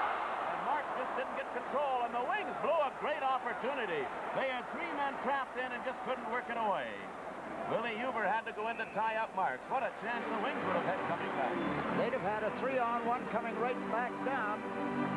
Although the Wings were lucky, the pass to Marks cutting across in front of the net wasn't a true pass. It hit his skates. Went across and hit Mark's skates, and he couldn't get the stick on it. Jimmy Rutherford just swished it off the side. But here was the chance the Wings had, and then as Tommy Bergman went to bring it out, he hit a skate. So the face-off stays in the circle to the left of the Detroit goal with 7 seconds left in the Chicago penalty. San Laurent with Thompson and Polonich now for the Wings. Hamel, Terry Harper. Alan Daigle goes in against San Laurent. Daigle won the draw. Played off center ice, brought back in offside by Greg Fox. So we'll have the face-off out over the Detroit blue line with now 3 seconds left in the penalty as Bobby Crum explains to Hogebaum and Woods, McCourt, what he'd like to happen. I know what he'd like to have happen. Score some goals. He's been very happy with the play of the club in the last 2 or 3 weeks. He mentioned last night, he said they are playing disciplined hockey now. Now here's Terry Harper, penalty over, Chicago back at full strength. John Hamel, he has San Laurent over the line with a shot. Esposito knocks it down, and with Polonich digging in, he grabbed the rebound. Excellent play by Andre St. Laurent. Took a little pass up through the middle from Hamel. Had a good shot. John Hamel threw it right up through the middle now to cut St. Laurent, busting through. He cut around the outside, got a shot away real good. There's experience for you with Tony Esposito covering up on the rebound, or Polonich would have been right there. Now that's his Fox in behind his own net. Greg Fox sent it out center ice. Harper just played it right back to him. And it's cleared to center ice again, and it'll be taken now by Polonich. He shoots it high off the glass, took a crazy bounce out in front, but Fox is there to clear it. Now Fox, again being bothered by Polonich, dropped it off for Mulvey. Grant Mulvey sends it back to O'Connell. Mike O'Connell to center ice. Now to Mulvey into the Detroit zone. Mulvey works away from Polonich, but he's checked by Harper. That puck jammed in along the boards, came loose. And they take it in behind the net. It's still loose. Lysiak, he lost it to Polonich. Now it's Polonich coming out with a pass to Errol Thompson. He shoots, and he shot it high and wide. Lysiak took a whack at it. Harper held it in. Harper dumps it into the corner. Lysiak had problems there. Polonich kicked it. It came loose now to San Laurent with a backhand shot, and Esposito moved sharply on a fine play by Andre San Laurent. There's experience for you. Esposito was playing the angle as St. Laurent brought the puck out. There's a little kick of the puck by Polonich. Comes across to St. Laurent. He's on a bad angle, but Esposito, he could have had the far corner. So the Spartans of Michigan State University have won their basketball game 80-68 and move on in the NCAA playoffs, and certainly our congratulations and best wishes go along to them. As for the hockey action right now, we have no score. We have played just 3 minutes of the second period. Puck is dumped into the Detroit zone. Back after it, Nedemansky in behind his own net. Checked right there by Red Kerr. He dug it away again. Now it's Nedemansky moving away from Kerr's check, coming out center ice. Over the line with Carroll. Nedemansky whistles a shot, and Esposito knocked that away. Right back down the ice. This is Harold Filippov trying to work away from Huber, and Filippov fell down. Goes into the corner on top of the puck. The play will stay to the right of the Detroit goal. 3.5 minutes have gone by in the second period. The Wings had 10 shots, Chicago 8 in the first period. Blackhawks picked up 3 minor penalties, and the Red Wings won. Filippov giving some argument to referee Bruce Hood over the fact that Huber may indeed have been responsible for pulling him down. Nedemansky made a great play coming straight down the middle. He elects to shoot when he gets over the line, and Esposito moved real quick to stop that. Puck bouncing around. Here's Nedemansky taking it away. Nedemansky on the left side. Danny LeBratton picks it up, put it out in front, and he hits the shot, and again Esposito is stopped. As that puck bounced right at the goal line. We were talking about the speed of the wingman. Nedemansky made the perfect pass, catches LeBratton in full stride. LeBratton takes it on his backhand, cuts back across now, makes a terrific play, gets it up high, and that's where it has to be. Esposito didn't cover it completely and stopped it before it rolled over the line. It did take a bounce right back up to him, or it could have been. Esposito's on his hands and knees on so many plays when they get in close to the net that you've got to go upstairs to beat them. McCourt, Nedemansky, and LeBratton for the Wings now. Nikita won the draw. Coming out with it, Bob Murray. Here's Murray of Chicago from center ice, firing it wide. Markson in after the rebound, right out in front. That's a save by Rutherford, another save. As he stopped two of them, and that's the way Rutherford's been playing, too. And the goaltenders have been just great. Dan Mikita was stopped on the rebound. Now this is Dale McCord in behind his own goal. Over on the left side, too far for LeBratton. Back on the blue line, Murray handing it off to Mikita. Mikita sets up Murray. The shot blocked in front. Another one, and Rutherford stopped that. He stopped Murray twice. Here's Mikita. Mikita trying to center it. Pulled it away from McCourt. Still controls it. Hands it back now. It's now Marks with it out in front to Nikita. Nedemansky stopped him. LeBratton cleared it beyond Dale McCourt. Puck sent back into the Detroit end, and it's Willie Huber with it there. Now McCourt, 3 in the Wings, 3-on-2 over the line, and the shot by Woods, and Esposito juggles that, but holds on. No score in the game, but it's a good one, and we'll be back in just a moment.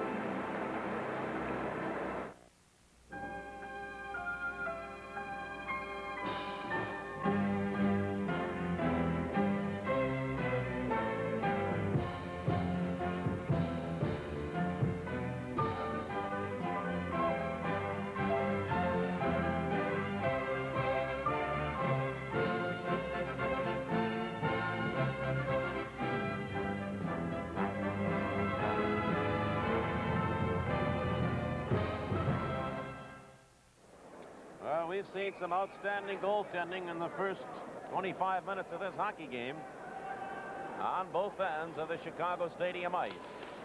There's a quick shot by Woods, but he didn't get much on it. It went wide. Billy Hogebaum and O'Connell checking each other. That's Ted Bully going into the corner, driving it over on the right side for Grant Mulvey. Mulvey's pass out at center ice. Woods stopped it there, but Mulvey intercepts. Comes back in, but way offside was Lysiak. And the play comes back out over the Detroit blue line. These same two teams will be at Olympia Stadium in Detroit Tuesday night with game time 7:30. Tom Lysiak, who had a great career with Atlanta, fell into disfavor with coach and management there in the last part of this season, and consequently was a key figure in the trade. Now here's Perry Miller moving in with Paul Woods. Woods charging in front. That puck loose, but driven to the corner by Mikita. Esposito came out to cut angles. Bolduc failed to hold it, and at center ice, it's Reed Larson.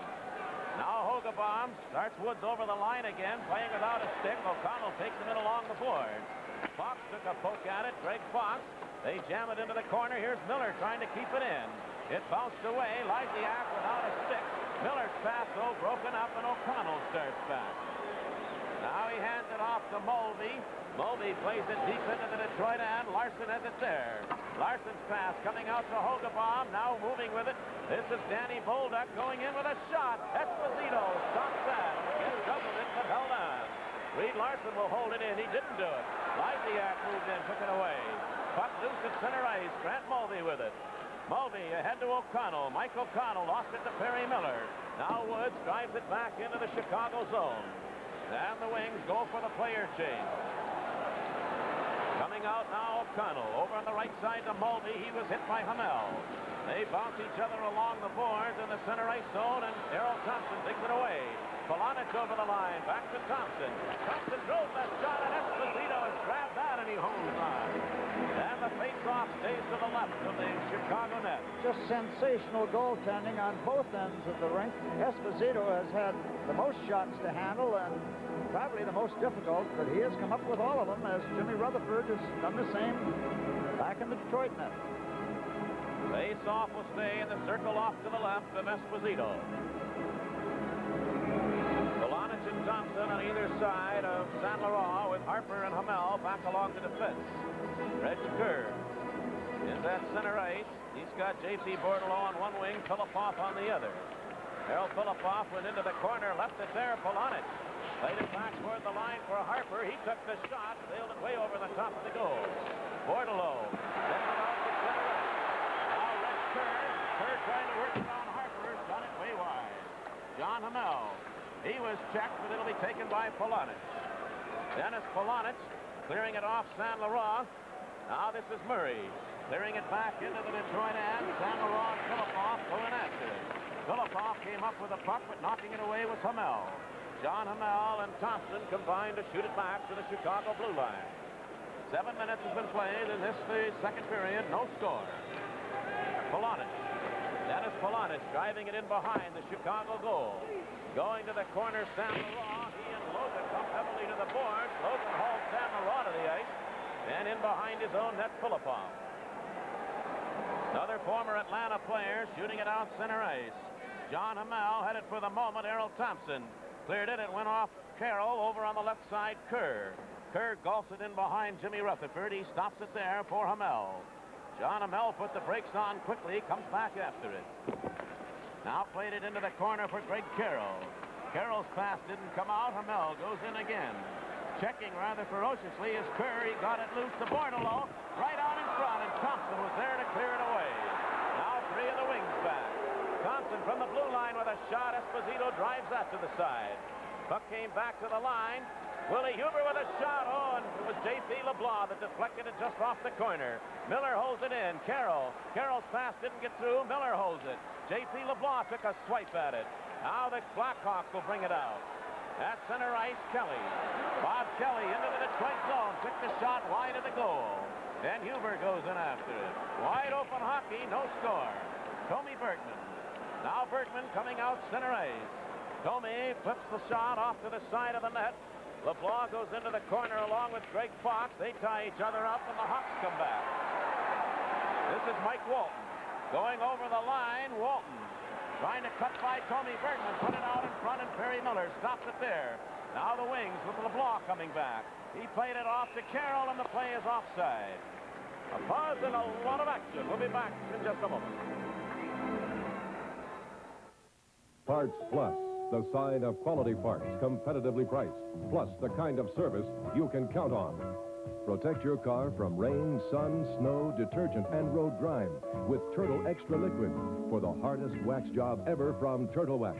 Now just $3.79 for a 16-ounce bottle at your nearest participating Parts Plus auto store. Look for auto stores displaying this sign, Parts Plus, for automotive name brands you trust. Southfield Men Over 30 Hockey Association. Ray Myris, the vice president. Over 40 of them here from the group. Nice to have them join the Wings in Chicago. There are a lot of Detroit fans here watching this hockey game. They've not been disappointed. There's been no scoring, but both teams have had fine chances. Now here's Bob Murray handing it over on the left side to Dave Logan. Makita up ahead. Pass went off Makita's skate, and it was offside. Talk about the fans out of Detroit into St. Louis yesterday. We had nice talk with Pete Tassis, along with Bill and Kathleen Prasinos, who were there and are here in Chicago with their daughter, Vicki. Marie said hello to Stephanie. They were in the Chicago area yesterday, or rather St. Louis, and made the trip over to Chicago. So, the St. Louis to Chicago trip, and two good hockey games. The Wings winning yesterday and a 0-0 tie here thus far this afternoon. Jimmy Rutherford checked from behind. That's Cliff Corral. Corral dumped in along the boards by Hamel. There's going to be a penalty coming up to Hamel. He's going to go off. I believe it's Hamel. Over along the boards, Danny LeBratton. There's a stick up high along with a Chicago player who I think is Kelly, but I can't tell you for sure. No, it's John Marks. But the I believe Red Wing player Hamel was picking up the penalty.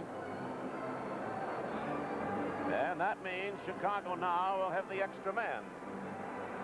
So while John Hamel heads in, we'll pause for this message.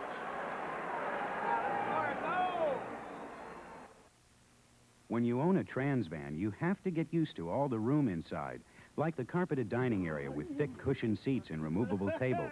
The sleeping area has large, comfortable sofa beds covered with stylish fabrics, ample closet space, too, and the stand-up kitchen has an icebox, stainless steel sink, roomy drawers, and plenty of cupboards.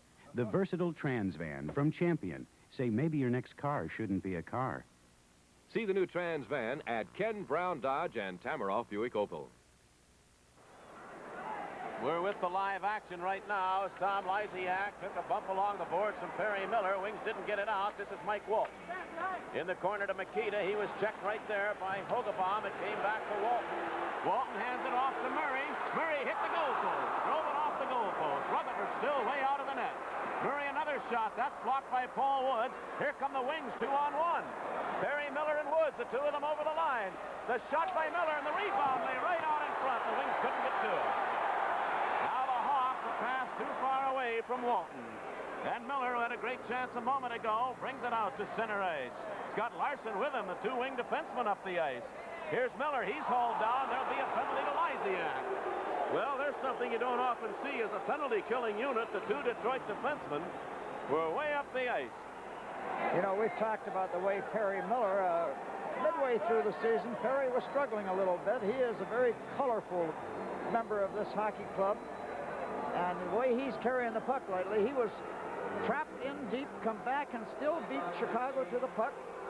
Watch the play he makes here. He just wheels real sharp, goes around the outside of Lysiak, cuts around another player. Now Lysiak comes back just after he gets over the Chicago blue line and pulls him down right here. And Lysiak gets the penalty, and I think Perry put on a little bit of an act, too. He was probably getting a little tired from all his rushes.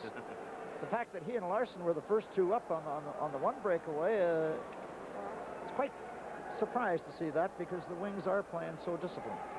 Well, Miller moves over onto the Detroit bench. Lysiak goes off for hooking. 10 minutes, 19 seconds, the time of the penalty, so each team short a man. John Hamel with 1:07 to go in his penalty time. Detroit with San Laurent, Thompson, Huber, and Tommy Bergman. Now here's Mike O'Connell moving out. He can fire that puck. He drives it off to the side of the net. It took a crazy bounce. Kerr was given a bump by Willie Huber. And it's San Laurent ending up with the puck. San Laurent playing it back in his own net now to Tommy Bergman. Little more than 9 minutes to go in the second period. No score. The Wings are not moving, so Huber cleared it into the corner to San Laurent. Good move away from Bordelot. Andre San Laurent with Thompson over on the right side. San Laurent pulled up, tried to work it back to Tommy Bergman. And O'Connell takes over for Chicago. Here's Reggie Kerr coming out. Oh, and Errol Thompson, a nifty move to take it away from him. Now Huber's pass knocked away right at the line. When he did get it in, San Laurent was offside. 17 seconds remaining in the penalty to Hamel. Then Detroit will have the extra man for a little less than a minute. And there's some hockey fans here from Livonia. Want to say hello to Bob and Gabby and Ron Keenum, Gary Adams, Mitch Johnson, Andy Kozawa, and Ron Amatusi. Well, if your ordinary new car tires have less than 300 miles, you can trade in your 4 tires on a whole new set of 4 Michelin radials. Just $200 plus tax at your Super 6 tire centers. Each team remains short a man. Hamel, 17 seconds left in his penalty. Now that's John Marks. He was held up by Perry Miller. Reed Larson came back to take the loose puck, and there's going to be a penalty coming up to Marks. He's going to go off as he hooked Miller to the ice, and Marks is going to go, I think. No, they're waving off Dale McCourt. Dale McCourt can't believe it. Perry Miller. I can't either. Do you want to know the truth of the matter? Well, we'll have to take another look at that one. And perhaps Bruce Hood saw something we didn't. Now the Red Wings will be tested with 2 men in the penalty box to Chicago's 1.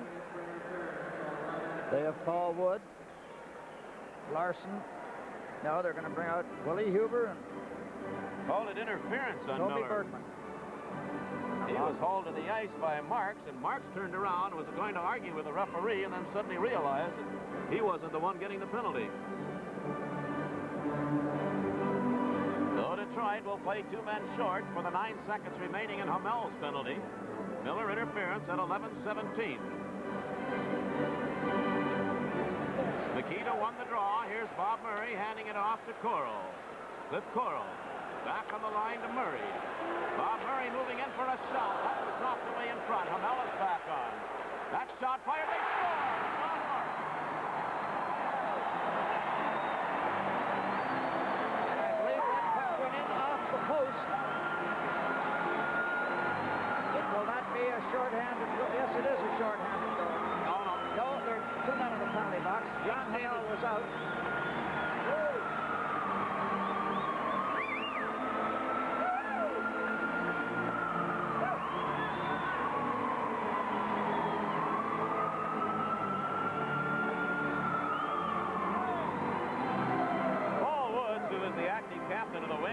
He's really having a discussion with referee Bruce Hood at center ice. Shot goes out to John Marks, and he fired from out just at the top of the circle, and it appeared to me as though it hit the short side, the post, and bounced in. Woods and McCourt really having a discussion with the referee. I don't know what to think. I have no idea what it's all about. The penalty to Hamel was over, so he was back on. So it means that each team was playing short a man at the time, though Hamel had just stepped out of the penalty box. His penalty was over at 11:26, and the goal scored at 11:31. And a very questionable call against Perry Miller. Yes, it's tough playing on the road with 2 men in the penalty box when the face-off is deep in your zone. Nikita won the face-off from Dale McCourt, got the play back out to the point. So anyway, it's Chicago 1, Detroit nothing. Now Tommy Bergman hands it off to Danny Bolduc. Back to Bergman. Each team short a man, Willie Huber. He was turned around by Coral. Puck picked up, then stopped right there at the line. They hold it right at center ice.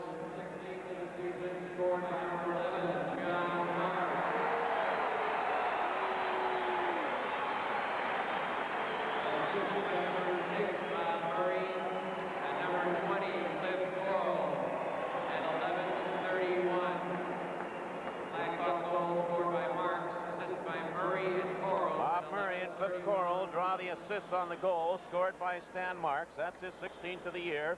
11:31 the time. The Wings did not give up a power play goal in as much as Hamel was just out of the penalty box, but definitely not back into the play. Now this is Paul Woods in behind his own goal. In 10 seconds now, Lysiak will be back, and again Chicago's going to have the power play. This is Willie Huber, and Woods in behind his own net again. Now Woods over on the right side. Huber picked it up, tried to send it back to Woods. Marks intercepted. Lysiak is back on. Danny Bolduc failed to hold it. Here, though, picking it up, Willie Huber over the line, trying to go through, and he was written off the puck. Falling down was Marks. He gets up again. There's confusion in the Chicago zone. Now Lysiak turns out. 35 seconds left in Miller's penalty. Harper stopped it right at the line. This is Bob Murray turning with it. Murray at center ice, playing it in behind the Detroit goal. Rutherford stops it there. Mike Walton, Harper, and Reed Larson gets into it. They kick away at it. Lysiak sends it back to Murray. Murray handing it back now. In the corner with it is Filippov, putting it right out in front. That quick shot, Rutherford made the save. J.P. LeBlanc lifts it ahead, and it comes out to center ice. Penalty is over. Miller coming back on. And the teams are at full strength. Puck slides off to the side of the Detroit net. Reed Larson going after it. Larson pulling away, struck by Nikita. Nikita fell down, though, and Paul Woods goes in after it. Now Woods sends it off to Larson. 6:25 to go in the second period. 1-0 Chicago. Larson at center ice. Bounces it right to the goal. Esposito stops it there, and Murray will take it in behind his own net. Bob Murray coming out. Here's Murray at center ice, sending it off to the side of the Detroit net again. Rutherford played it off to Nedemansky. He didn't get it out. Mikita back on the line. The shot by Logan, and Rutherford reaches down and grabs that. And he made a good move on that one. He was screened out in front. Jimmy Rutherford is following the puck probably as well as he ever has in the Detroit nets. This play goes back out to the point from Mikita, and a real good shot. Comes through a maze of players, but Rutherford followed it all the way, caught it. Detroit now with LeBratton on the left side, Nedemansky on the right wing, and Dale McCord at center ice. Harper and Reed Larson back along the defense. Stan Mikita, Coral, and Marks are up front. For the Blackhawks, O'Connell. Greg Fox. That's Fox with a shot. Rutherford reached down and grabbed that. Held it long enough for a face-off, which again will be to the right of the Red Wing goal. In Detroit right now, just not winning the face-offs.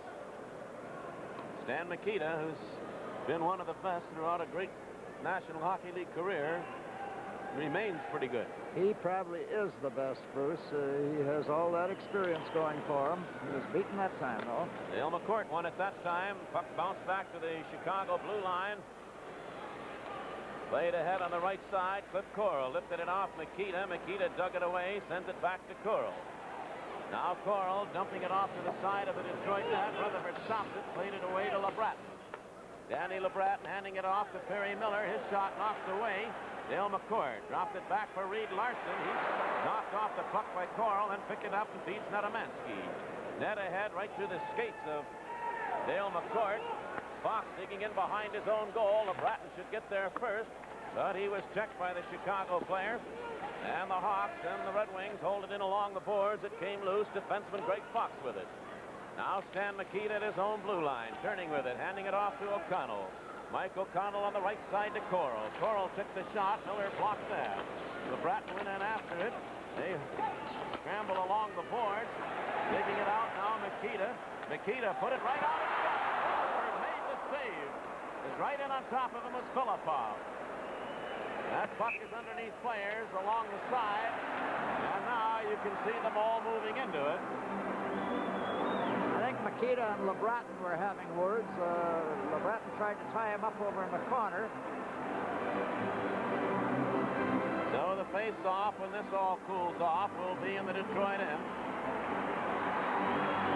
We have 4 minutes, 44 seconds to go in the second period. Danny LeBratton. Young guy out of Sweden, and Sid, you can't say he really doesn't go in for a little of the rough stuff. No, he relishes the rough hockey. Here's the save, a little pass from behind the net that Jimmy Rutherford covered. The Wings have let up a little bit here in the last 5 or 6 minutes. Chicago have been in Detroit zone and have had a chance to move their defensemen inside the blue line for all these faceoffs. Here's Logan with a shot, and Rutherford reaches out and grabs that. Jimmy Rutherford way behind his own goal was checked there, but Larson covers up to Polonich on the right wing. Moving his way out to center ice. Thompson coming up the left side. Polonich over the line. He was checked right there. The puck taken away. Coming out with it, Dave Logan. Sweeping it out to center ice for Bordelot. Over the line with Kerr. Here's Kerr handing it off, and it went beyond Filipov. Going in after it now is Larson. Reed Larson in behind his own goal. Now Larson down the left side, given a bump by Bordelot, the puck loose. Picking it up, Perry Miller. Now on the right wing, Polonich over the line. He rolled it in along the boards. Miller goes in deep behind the net. He got a stick on it, then he's covered by Murray. This will be a chance for Willie Huber. He held it in. Willie Huber given a bump, the puck knocked away, and Filipov sweeps it the length of the ice. There'll be an icing call if Miller gets there first, and he does. So we have a pause in the action. 1-0 Chicago, and we shall be back in just a moment. Now on the ice, the Detroit Standard Dealers Sports Club, giving their support to Greater Detroit and our own Detroit professional teams. They may not be pros on skates, but they sure are at offering you quality standard service for your car. What do you say, guys? Come on out and support the Standard Dealers and our teams.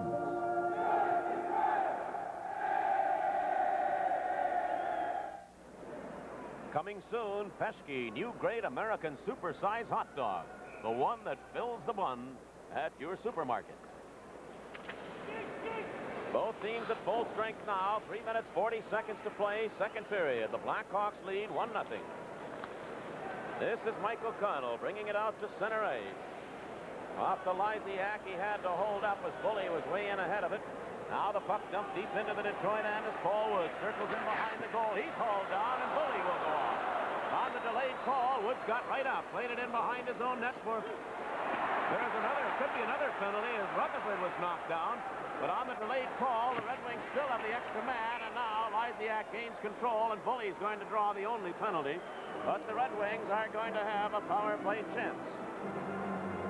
Chicago played this pretty well. They knew they were getting a delayed penalty, and they moved everyone inside the zone to stop Detroit from getting down ice and getting a face-off way down in the other zone. That's where Paul Woods was pulled down. Now just watch the way Chicago players move in here and cause congestion. Bully could have received another penalty there for high stick and Jimmy Rutherford. But they have the Wings bottled up, and until Chicago gets possession of the puck, there can't be a face-off. They are bringing the face-out off outside the blue line because of freezing it against the boards, I suppose. So the face-off, Billy Hogebaum, Bolduc, and Paul Woods, a forward line for Detroit with Larson and McCourt back at the point. Hawks clear it down the ice into the Detroit zone. A 1-0 game. Chicago leads with 3 minutes to play. Second period. Now Reed Larson hands it off to Hogebaum and back to Larson. Reed Larson at center ice carries over the Chicago line. He was checked right there by Logan. Dave Logan turns around, shoots it down the ice again. McCourt will come back after it. Being watched by John Marks. 1:25 left in the penalty. Now McCourt ahead to Paul Woods. Woods over the line, fired the shot. That was knocked away by Murray. Woods dug it out. A chance for Larson. Larson with a shot. That's blocked. And here's Marks. He pulled away from Larson. John Marks cutting into the Detroit zone. Went right out in front. He stopped, and on the rebound, Chris Squirrel, a short-handed goal.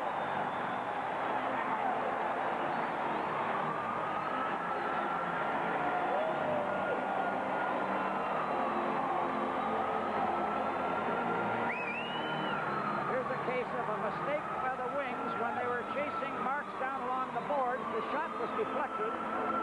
Comes back out along the point. Here's where the puck bounces away from Reed Larson. Now, you notice the two Detroit players are chasing Marks. They stop him from getting a chance to score, but they both leave the puck out in front of the net. And Jimmy Rutherford's flat on his back and can't stop Cliff Coral when he comes in and picks up the rebound. And Coral, an experienced hockey player, made no mistake. Still 1 minute and 2 seconds remaining in the Chicago penalty. It was Reed Larson who was victimized on it. He fired the shot. Marks blocked it, and Larson was turned around the opposite direction and never really did get back into the play. So Detroit with the extra man still. Play came back to Saint Laurent. Hands it off to Willie Huber. Huber's pass broken up, and Kerr shoots it down the ice. Well, Detroit have not looked good on their power play chance thus far. Here's Netamansky coming out. Down the left side, pulling up. He sends Saint Laurent going right, and he scores! What a play by Saint Laurent and Netamansky, and now the Wings get the power play goal, and it's 2-1. And you would see a prettier goal than this. Perfect play, a dish out to Netamansky out in the middle. He comes up and he crosses the line and stops, and then makes a perfect pass to Saint Laurent coming down through the middle. And Andre pulls Esposito and then slides it in the empty net. Beautiful effort by both Netamansky and Saint Laurent. Andre Saint Laurent getting his 15th goal of the season. Netamansky did play very, very sparingly on the first two Detroit power plays, but he made this one goal.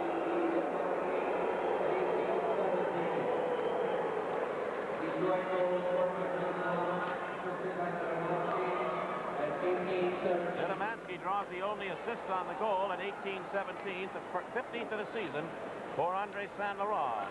And so the game is now 2-1. The power play goal by the Wings. Look out, right out in front. And Willie Huber came in and made the play as he bowled over the player Filippov. There's a shot, a loose puck in front. Saint Laurent. He took the a shot, but the whistle didn't sound. I thought I heard one. And then Dennis Polonich was really decked by Filippov. Coming right back, Bordelot. J.P. Bordelot put it out in front. It goes to the corner. Kerr dumped it in behind. A minute to go in the second period. Willie Huber really decked Filippov out in front of the Detroit net, and that prevented what could have been the third Chicago goal. Now this is Mike O'Connell clearing it off the boards on the left side. Bully. He was checked by Harper. Harper holds Bully away from it. It goes the opposite corner. Came right off the Bully with a shot. That's knocked away. 30 seconds to go. John Mel is checked. Now there's a fight going on down in the corner between Bully and Terry Harper. Harper has him jammed in along the boards, holding him there as Bully tries to swing at the back of the helmet, which will do him no good. Referee stands back and watches it. The two linesmen likewise. Bully trying to get the right hand loose. Harper just holding on at the moment. I don't think Terry's known as a fighter, but I realize that he is strong and has real good balance for duels like this on the ice. Bully is a pretty big youngster. As I believe I'm right in saying he's from Windsor, Ontario, across the river from Detroit. Has played pretty well for this hockey club. Well, a little fracas all broken up. They'll be heading in, and we shall be back with 29 seconds left in the period after this message. Nighttime snacks, or sit down at Little Caesars. Just order and relax. If you want variety, there's a family in for you. It's a winner, come in and see Little Caesars. See your local TV book for a free pizza coupon. John Travolta and Jane Fonda are the special guests on Inside the Golden Globes, the award show that could predict this net. And that's where referee Bruce Hood is now going to call it. Harper and Bully, 5 minutes apiece for fighting at 19:31. Well, Ted Bully's had his share of penalty time this year. He came in with 128 minutes, and he has picked up another 9 so far in this hockey game. Dave Logan leads the Chicago Blackhawks in the overall penalty time with 168 minutes. My special guest, Bruce, between the second and third period is an announcer from the Detroit area that's covered hockey for nigh on to 15 years. Bruce Martin. I'm going to talk with Bruce about cities that we play in and possibly about expansion, the merger. Have some fun with it. Now the play went into the Chicago zone offside on the delayed call. The Wings pick it up. Tommy Bergman fires it back in. We have 15 seconds to go in the period. 2-1 Chicago, knocked away by Hogabaum. Paul Woods holding it in. His pass didn't get through. And the Hawks clear it. Here's Picoro. Down the right side with a shot. Rutherford came way out to cut the angle and make the save. And the Wings, Tommy Bergman dumps it to center ice as the horn goes to end the second period. So from here at the Chicago Stadium, we have played 2 periods of hockey with a score. The Chicago Blackhawks 2 and the Detroit Red Wings 1, and we'll be back in just a moment.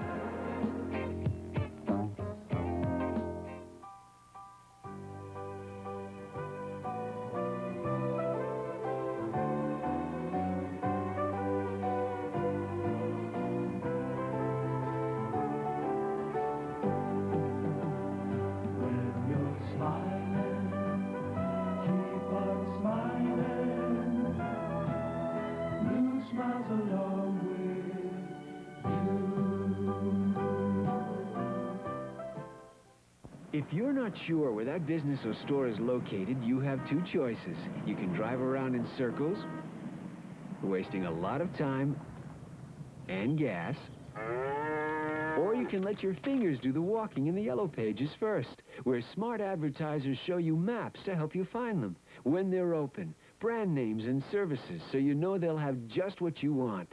Buyers and advertisers, people like you, get together faster the yellow pages way. Ah, the endless possibilities of Peschke meats and your imagination. Imagine a new way to enjoy that summertime standby, Peschke hot dogs. Prepare them your favorite way.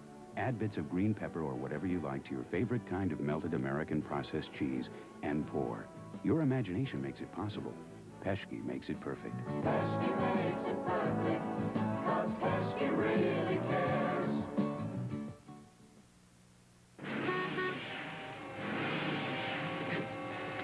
I think we have a transmission problem here. You pilot, John! At AMCO, we'll put you and your car back together again. We test drive your car with you in it. We examine the pan with you watching, so you know the job we recommend is the right one. At AMCO, we'll put you and your car back together again. I got you a new set of keys.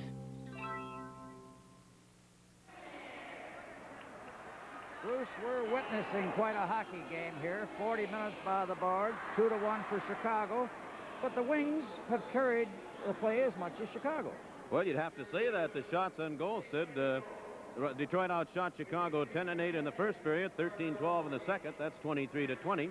And I think you can't say the difference in the hockey game, but it could be a 5-4 game except for the goaltending, I think, on both sides. You know, and I love seeing hockey where goaltending takes over. Both Jimmy Rutherford and Esposito have just been fantastic.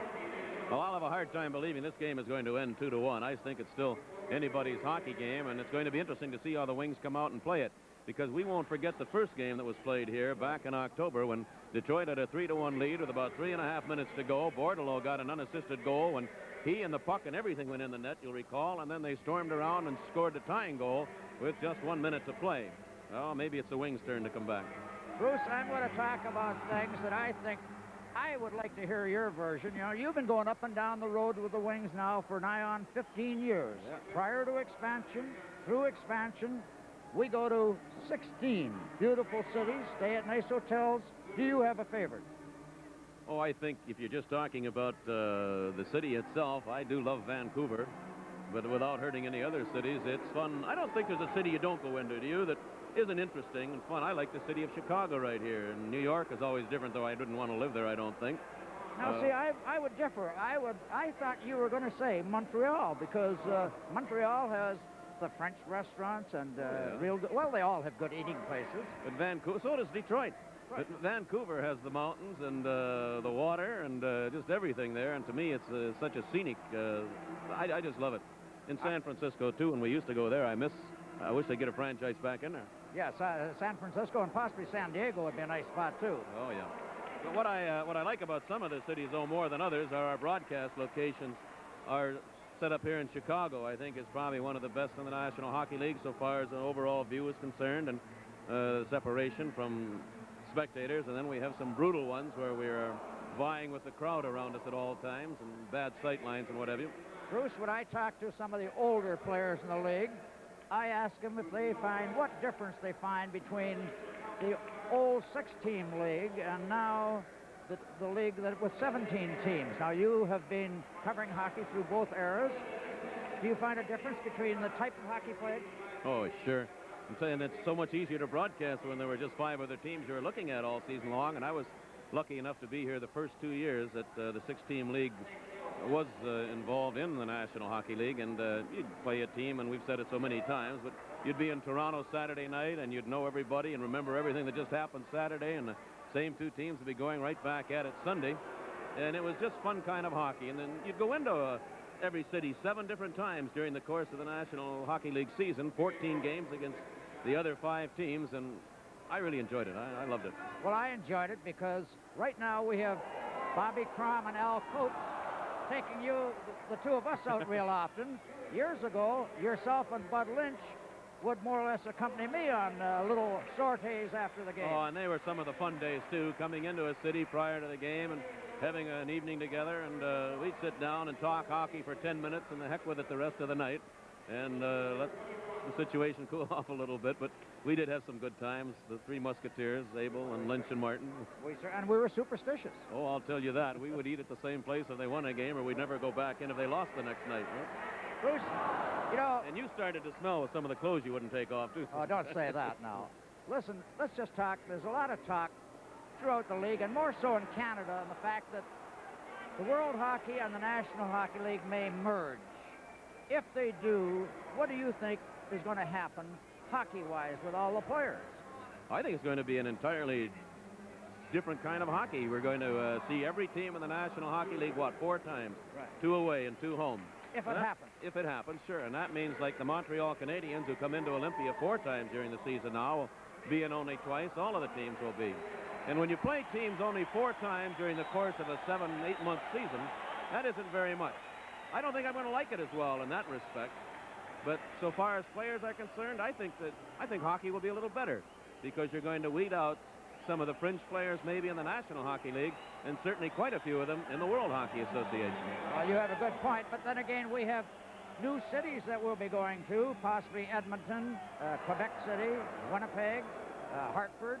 I'd enjoy that, no question about it. Do you think Gordie Howe will still be playing if New England enters the National Hockey League next year? I'm just trying to think what month this is and his age. No, I would say Gordie Howe is going to retire. Well, I think he's practically retired now, is he not? The broken bone in his foot. I don't know if it's even come around to the place where he's playing now. I really don't know. Now, there's one other question I want to ask if they do merge, though. Do you suppose the National League will go one step further and realign and start getting the divisions? I would think they would have to. I would, too. I would think they may have a Canadian division, an Eastern division, a Midwest division, what have you.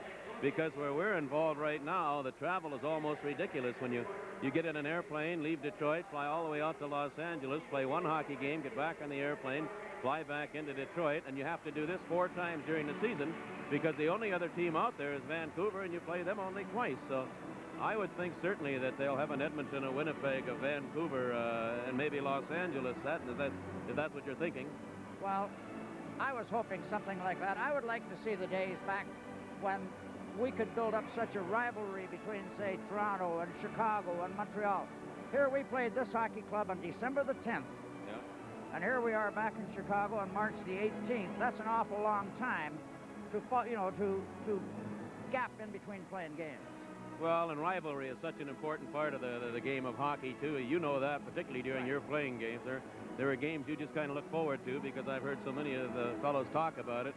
And sometimes it just didn't mean too much. Like a team doesn't get up going into a Vancouver like they do going into a Montreal, and even into here to Chicago, because this has been a tough rink for the Wings through the seasons. Right. All right, let's just talk the National League today. Do you think that the positions are pretty well all settled right now? Not completely. I'd say that Pittsburgh and Los Angeles are going to battle probably right down to the wire, see who gets second place in our division, the Norris division. Outside of that, I'd say yes, and maybe the most interesting race of all is going to be seeing who gets the home ice advantage of the New York Islanders and Montreal go into a final game, which they might do, or final series, because the team with the most points at the end of the season will do so, and the Montreal Canadiens are just playing terrible hockey right now. I don't know if it's terrible, but they're not winning. Well, they lost in Los Angeles last night. The Islanders defeated the Rangers, so New York Islanders have become the first team in the National Hockey League with 100 points, and they're 2 ahead of Montreal. You know, somewhere a week or so ago, we mentioned the fact that Montreal may be dethroned, and it might be good for hockey. Oh, I don't think there's any question about it, but you know doggone well if they're dethroned, they're going to come back twice as hard next season. Bruce, I'm going to let you stop this action. And say that the score here is 2-1. Right. Chicago Blackhawks lead the Wings, and Sid and I'll be back in just a moment.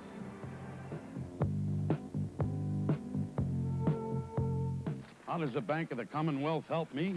Well, I got my checking and my savings there, but more important, when I need help, they really understand me. I mean, this guy here, he's studying law, and this bum, oh, he's into medicine.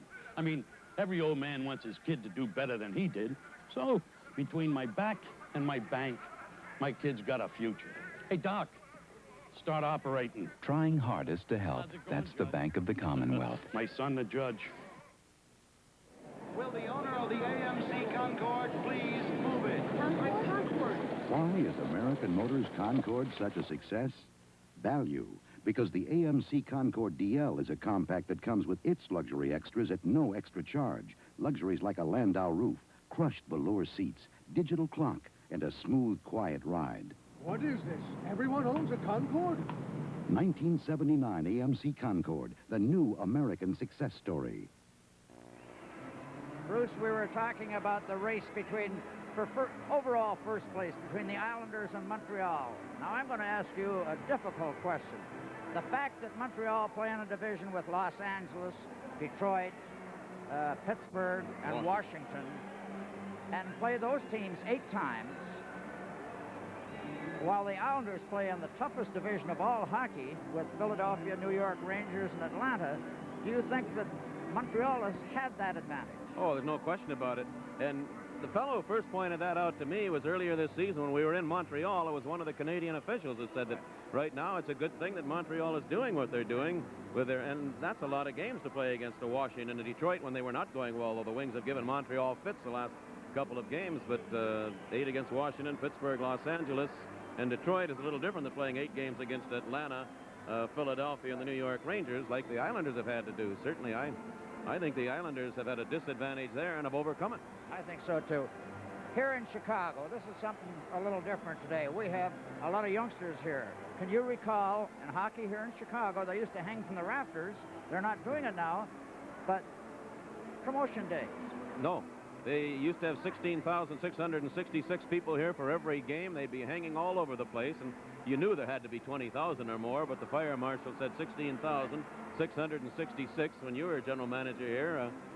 And now or coach here, I have come to the conclusion that with the crowds dropping off almost 100% here, they were down 8,000 people a hockey game.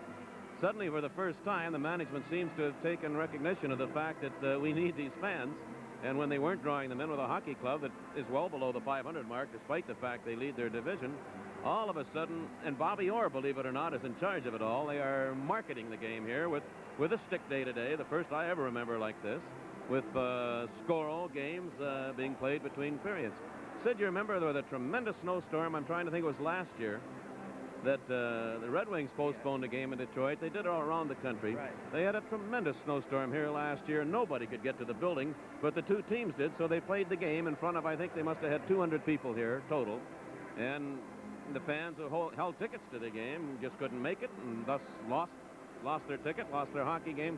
And it was considered a very unfair move on the part of the Chicago management, and they took a great deal of guff for it. Well, I think the attitude is beginning to change. I can think of another unfair thing where Chicago management were criticized. They just took it that automatically Chicago would finish in first place. They didn't, and they'd booked this building for something else, so they played the playoffs on the road instead of giving them a home game, and they didn't like that. And you remember a few years ago, we've told the story when you were coaching, and it was in the playoffs, and Bobby Hull rattled a shot off the glass down here, and the piece of glass broke. Well, I was fortunately doing television at the time. Bud Lynch was doing the radio. And they had a circus coming in the next day, and believe it or not, they had covered all of the extra glass they had. They couldn't find a piece. So Bud was going on and on in radio. He read the rule book. He read all the statistics, I think, for 2 years back. And I was at least going back to the studio or not. It took them 1 solid hour, and they finally tore down a dog pen outside that held their security dogs and brought in a piece of the cage. And that was what they finished the game with. So, no, they have sort of forgotten hockey from time to time here at the stadium. It could only happen here in Chicago. The score at the end of the second period is the Blackhawks 2, the Red Wings 1. We'll be back after this message. Energy. There's a lot about it in the news lately. And everything we see and read about it is a reminder to use good judgment in using energy so there'll be more for all. The people who make Amoco heating oil want to keep your family warm and cozy. By dialing down the heat a few degrees, your house can still be comfortable, and you'll be stretching America's energy a bit further. And that's a pretty comforting thought. The new Trans van by Champion is shorter than this car, has more room than this van, and costs less than this station wagon. Yet this Trans van sleeps up to 4 and even includes a kitchen. Lunch is ready. Oh, terrific. John, presenting the traffic jam burger. The amazing new Trans van by Champion. Maybe your next car shouldn't be a car. See the new Trans van at H&W Motorhomes and Mr. Motorhome. You know, reminiscing here between periods, there's so much history really in this Chicago building. The days of Bobby Hull and getting back to Bobby Hull, the fact that he left and jumped to world hockey, do you think that was the total reason for the decline in crowds? Oh, I don't think so, but I think it had a great deal to do with it. I remember a sign up here once going back a few years when Bobby Hull was playing here, The Chicago Stadium is tiered way up high. You know that because we have to walk halfway up, and that's a struggle. There isn't an escalator or an elevator in the building, and I remember several years back when they had a big sign that the fans brought in, posted over there, and back when it was big money, which it still is, the big sign said $100,000 for Bobby Hull, not 1 cent for an escalator. Well, today there was another sign up here that wants Bobby Hull back. It said $750,000 for Bobby Hull is Wirtz, which refers to Bill Wirtz, the president of the league, is Wirtz it. So, there's been some great history here. The Zamboni machine, we were watching that go around. Sid, I think this was one of the last places to get a Zamboni. When I first started, they were still doing it with a barrel. And I'm really not that old, but yeah. But they were one of the last to go into a Zamboni, and they wouldn't buy a new one, remember? I recall the old Zamboni breaking down between periods and started to actually misfire and jump a little bit, and the driver jumped off and bailed out. It smoked on a couple of occasions, started to burn, and did he ever jump from it? And it used to be fun just to watch it. You talk about the old stadiums, and as we've talked about stadiums, I love them, really do. I think I felt a real pang when they tore down the old Madison Square Garden, because what a history that had and how much fun it used to be to go in there. The new Gardens is very nice, but to me it's kind of a cold building, and the real closeness that you get with hockey just doesn't seem to be there. The Boston Garden, I still like it. This is great. Right, and the sight line. Oh, yeah, and just the feeling when you walk into the building, you can feel it. And to me, one of the greatest of them all is the Olympia Stadium in Detroit, and I have really double thoughts about that situation, too. I'd like to stay there for a long time. You've been talking about old buildings. I'm just going to change it. Talk Talking about old men, players. The Detroit Red Wing Old-Timers have a couple of games coming up, very important games. On the 24th of March at 8 o'clock, they play University of Michigan at Dearborn. They're the college champions, and the Wing Old-Timers will take them on. And then they're going up to Alpena to play the Red Wing Junior B Hockey Club up in Alpena on the 31st. Two very good hockey games coming up for the people of that area. They're fun to watch. You talk about old-time hockey players. I got a kick out of it when we walked in the building this afternoon. Usually the fathers and mothers will walk up to the players and they say, I'd like to have this autograph for my son, for my cousin, for my nephew, never for themselves, right? Well, the little old lady walked up to you this afternoon and said, I'd like to have this autograph for my father, Mr. Abel. That's got to be a new one. That just shows that people, even though we're getting old, they still remember, you know. Oh, yeah, well, how long did you play here? You had... I was only over here for 2 years as the coach. Tommy Ivan come over then, and... You played a half a season, didn't you, as a player, coach? Or? No, I only played actually 19 games. I just wasn't quite good enough to make this hockey club because I was pretty well retired coming over here. I was at the end of the line, and I come over, and I was considered, it's something that can't happen today. I was what they call a playing coach. It's not allowed in the National League today, but I come over here as a playing coach, and I dressed for 19 games. And I actually believe I only put myself in probably 6 or 7 hockey games. You told me one time, a long time ago, that your decision to hang him up was administered to you by a little guy that used to play for the Wings some, Leo Levine. Is that right? Leo Levine. Well, I used to pick up the puck. Well, this is when I was playing with Lindsay and Howe. I'd go around behind the net, and I'd figure I'm picking up a head of steam to come out, and Leo Levine used to come in, something like Perry Miller does today, where he undermines you. He'd come in, and he'd hit me low, and many times when I was up around the lights or up and around the rafters, and I always felt, if I come down, I'm going to retire. And I think he was one of them that just made me think, hey, I'm getting too old for this hockey game. Well, you know, it's a funny thing. It's not an unsimilar situation because a young man named Roland Cloutier, the last game that these two teams played, Detroit, yes, it was the last one, the Chicago game that was played at Olympia Stadium. Roland Cloutier, you'll recall, made a move on Bobby Orr that left him standing right there, went by him, threw him, around him, scored a goal. And I think, and Bobby has said it, that as much as any other thing led to his decision that he was no longer the National Hockey League player he wanted to be. I would say that would be one of the reasons Bobby got out of it. The score here at the end of the second period, the Chicago Blackhawks 2, the Red Wings 1, and we'll be back after this message.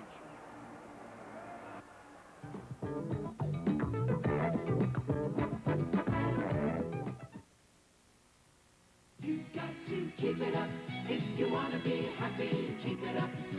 Step in day. What do you say? Hey, you got to keep it up. Jogging in the sunshine, running through the park, having a fun time, drinking a Coke, 'cause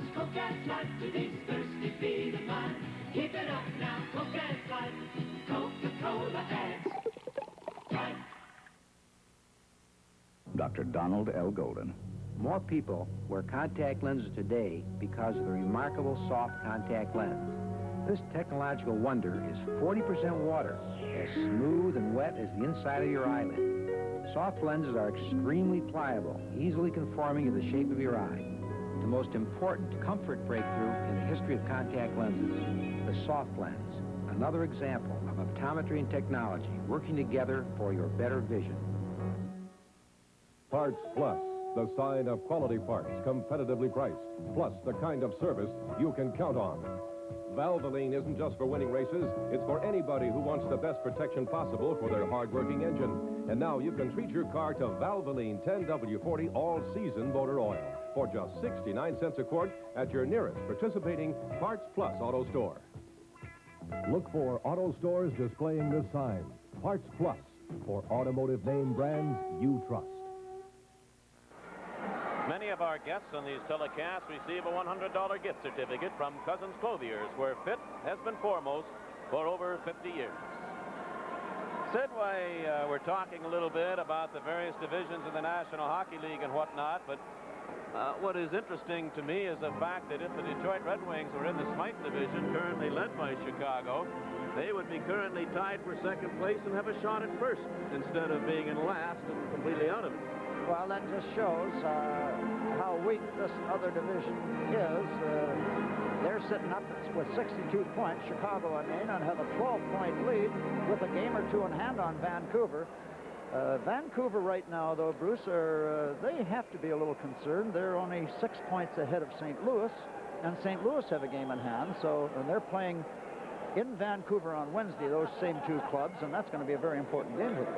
Chicago leads the Smythe division with 62 points, 25 wins, 31 losses, and 12 ties. The last place team in the Patrick division you were talking about, the Islanders, Rangers, Atlanta, and Philadelphia, is Philadelphia. And Philadelphia has 80 points. They'd be 18 points out in front in first place in this division instead of last place in the division they're in. But imagine a club getting into the playoffs that possibly will only have 50 or 50, say 54 or 56 points, and it could be Vancouver.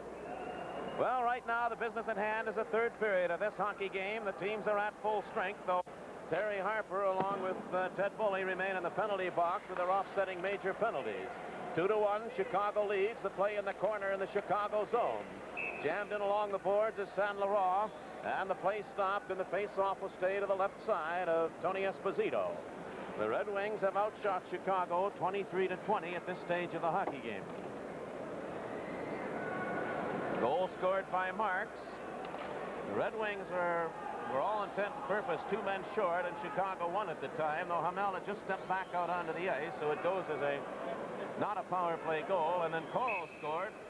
While the Wings had the extra man, San Laurent got it back on the same power play when he was set up by Nedemansky, and that's where we stand right now. Willie Hubert drilled the shot. That deflected away. Dave Logan in behind his own goal. Logan turned away from San Laurent's check, hands it off to Murray. Now Bob Murray to Lysiak. It bounced out center ice, and Mulvey cleared it in behind the Detroit goal. Kerr goes in after it. Kerr let it come back all the way into the Chicago end, and Logan has it there. Now this is Bob Murray. The puck dipped into the Detroit end. Rutherford out of the goal, cleared it away from Mulvey. Now Tommy Bergman. He starts San Laurent out. Polonich is on the right side. Over the line, offside was Polonich. Andre St. Laurent is playing a strong hockey game today, but the wingmen playing with him have to realize that he doesn't pass the puck as often as a lot of other center icemen, and he has a tendency to hold it a step or two longer, and Dennis just got a little anxious to get into the zone and beat him over the line. So now it's McCourt, Nedemansky, and LeBratton. Puck slid to the blue line. Larson went in after it, but it was tipped away by Greg Fox. Nedemansky hands it off to Perry Miller. Now to Danny LeBratton. He was checked, and Makita picked it up. He played it to the open side, so Reed Larson sent it back out center ice. John Marks, he's set up one goal, scored another. Over the line, Nedemansky. Esposito knocked his shot away, came back to the line for Perry Miller, and drove the shot, knocked down out in front by Makita. Stan Makita turning in behind his own goal. Now Makita, he's still got the moves, works his way to the line. He hands it off to Marks, and Rutherford kicked his shot out. Danny LeBratton, he's being checked by Coral, the play stays in the Detroit end. Going into the corner after it now, Perry Miller in behind his own goal. Took a bounce off the back of the net. Reed Larson couldn't get it out. Miller sends it into the corner again, and Danny LeBratton has it. Now LeBratton pinned by Stan Mikita. Played out on the left side, but not out. Coral will go in with Perry Miller. Miller gave him a bump. The play still deep in the Detroit end. Larson hands it off to Miller. Now Perry Miller ahead to McCord, and it skipped away from him. Goes down the ice, and they'll call an icing and bring it back into the Detroit zone. 2-1 Chicago. We'll be back in a moment. My Jeep pickup challenges you guys to take that hill. Easy. You got it. Your automatic four-wheel drive pickups against my Jeep with Quadra-Track automatic four-wheel drive. Normal automatic? Right. The Chevy's losing traction. The Ford's spinning its wheels. Afraid the Dodge is slipping too. Hey, look at the Jeep pickup climb. No trouble at all. Gotta admit it. Under these conditions, Jeep's got the best traction. And best traction means best pickup, huh, guys? See a Jeep dealer for test results that prove who's got the best traction. Well, there's the line with McCord at center. That's Nedemansky on the right side of the screen. Danny LeBratton on the left. They're on the bench. On the ice right now is Hogebaum, Woods, and Danny Bolduc. Paul Woods. Woods pass just skipped away from Hogebaum. Now picking it up is Bolduc and Woods. Woods goes over the line. Hogebaum handing it off to Bolduc, and his shot deflected away by Logan. Hogebaum and Bolduc moving in. Now the puck sent to the line. Willie Huber kept it in. His shot deflected up over the glass and into the crowd. Play stays just inside the Chicago blue line. Well, there's a fella said that I think everybody agrees gets a little stronger, seemingly, with every hockey game. He's going to be a good one. There's no doubt about it. A little green yet, too. He has to learn a few things. Paul Woods given a bump along the boards by Murray. Now Bordelot over the line into the Detroit zone. A drop pass for Daigle. Off to Filippov. He was checked. And the Wings move out with Bolduc. Playing it over on the left side to Paul Woods. Woods had it roll off his stick, and the Hawks start right back. At center ice, Daigle. Daigle got it to the line. Checked there by John Hamel. Hamel dumped him to the ice. Now the Wings start out. Bolduc on the right side. Woods broke his stick. And the play went into the Chicago end with Greg Fox back after it. Here's Greg Fox coming out. Dumping it into the Detroit zone. Saint Laurent goes after it. Played it in behind the goal to Willie Huber. Now Huber handed it back to Saint Laurent to Jean Hamel. Hamel. Long pass on the left side to Errol Thompson. Thompson tried to work it to Saint Laurent, but that's broken up. O'Connell swings it out on the left side. Red Kerr. Kerr ridden off the puck by Polonich. It goes to the corner, and they hold it there. Face off to the right of the Detroit goal. Wings playing without Greg Jolly, who suffered a muscle spasm in the victory over St. Louis yesterday. And, of course, Nick Libet, who remains out of the lineup with that strained knee ligament. Brent Peterson, one of the Wings' first-round draft choices, who broke his leg 5 games into the season and hasn't been back. Reed Larson and Miller are the 2 Detroit defensemen now. Saint Laurent in against Tom Lysiak. Well, he was. Lysiak has waved out of the face-off circle, so Reg Kerr comes on.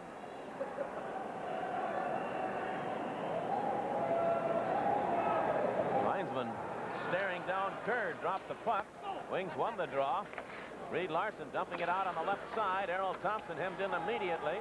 Going in after it, though, Reed Larson played it ahead to Saint Laurent.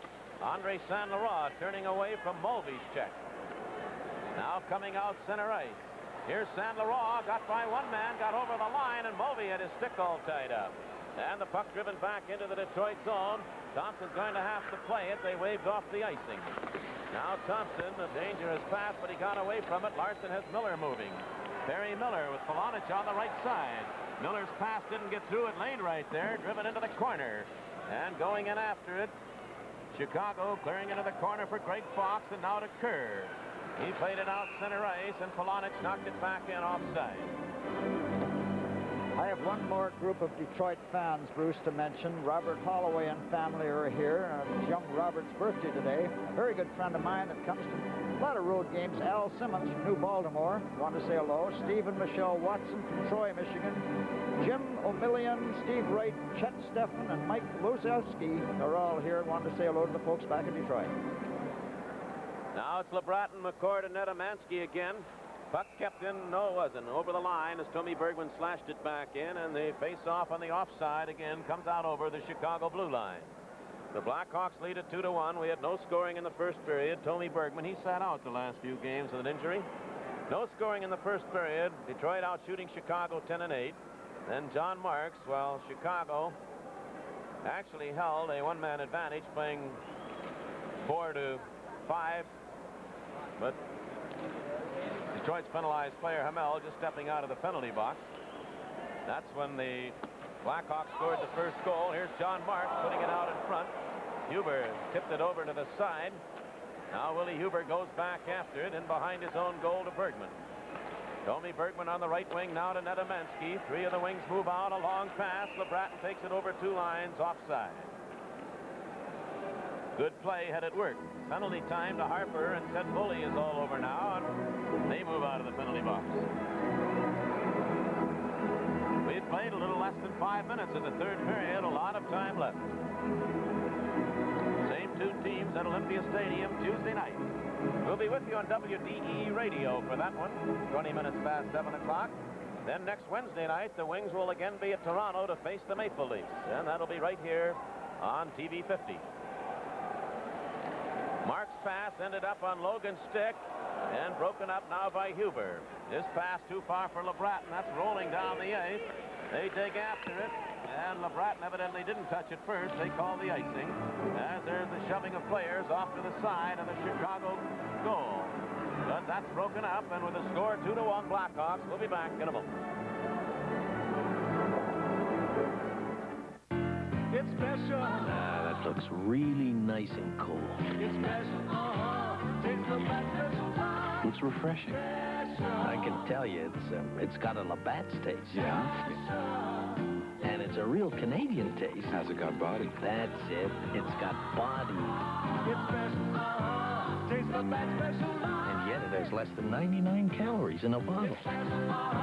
Tastes the best special time. The Detroit Red Wings unbeaten in their last 4 games. They've tied 2 and won 2. The Blackhawks have the record on the other side. They haven't won in their last 4. There's a shot by Marks, deflected way up into the crowd. Face-off stays the rim of the circle to the left of Jimmy Rutherford.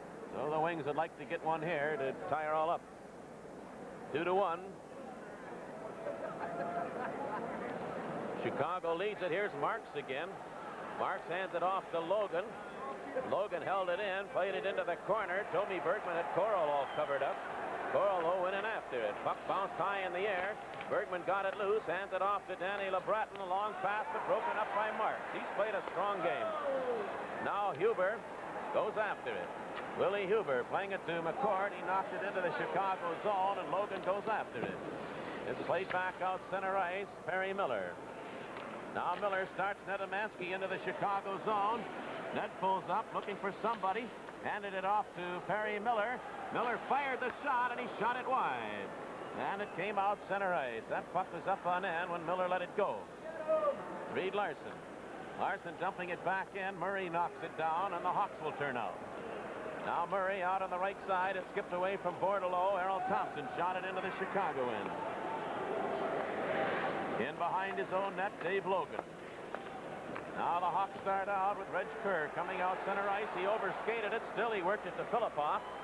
Now Filipoff and Miller go into the back of the net after it. They bump heavily along the boards. That puck loose, and here's Bordelot with it. Back on the line to Greg Fox. Fox dumped it back of the net again. It goes into the opposite corner. Kerr goes after it. Played it back on the line. Kerr controls it. It's dumped in behind the Detroit net. Reed Larson going into the corner after it. Larson bumped in along the boards by Filipoff. Rutherford feeds it off now to Miller. Went off his skate, and the Wings just got away with it as Rutherford was coming back. Now Kerr for Chicago. Filipoff Took it in, covered by Larson. J.P. LeBlanc hands it off now to Perry Miller. Miller bringing it out to center ice. Miller winds up for a long shot, but it was offside going into the Chicago zone. 12:53 to go in the third period. We'll be back in a moment. We're Fred Drendel, Lincoln Mercury. Before anything else, that means we're people who care.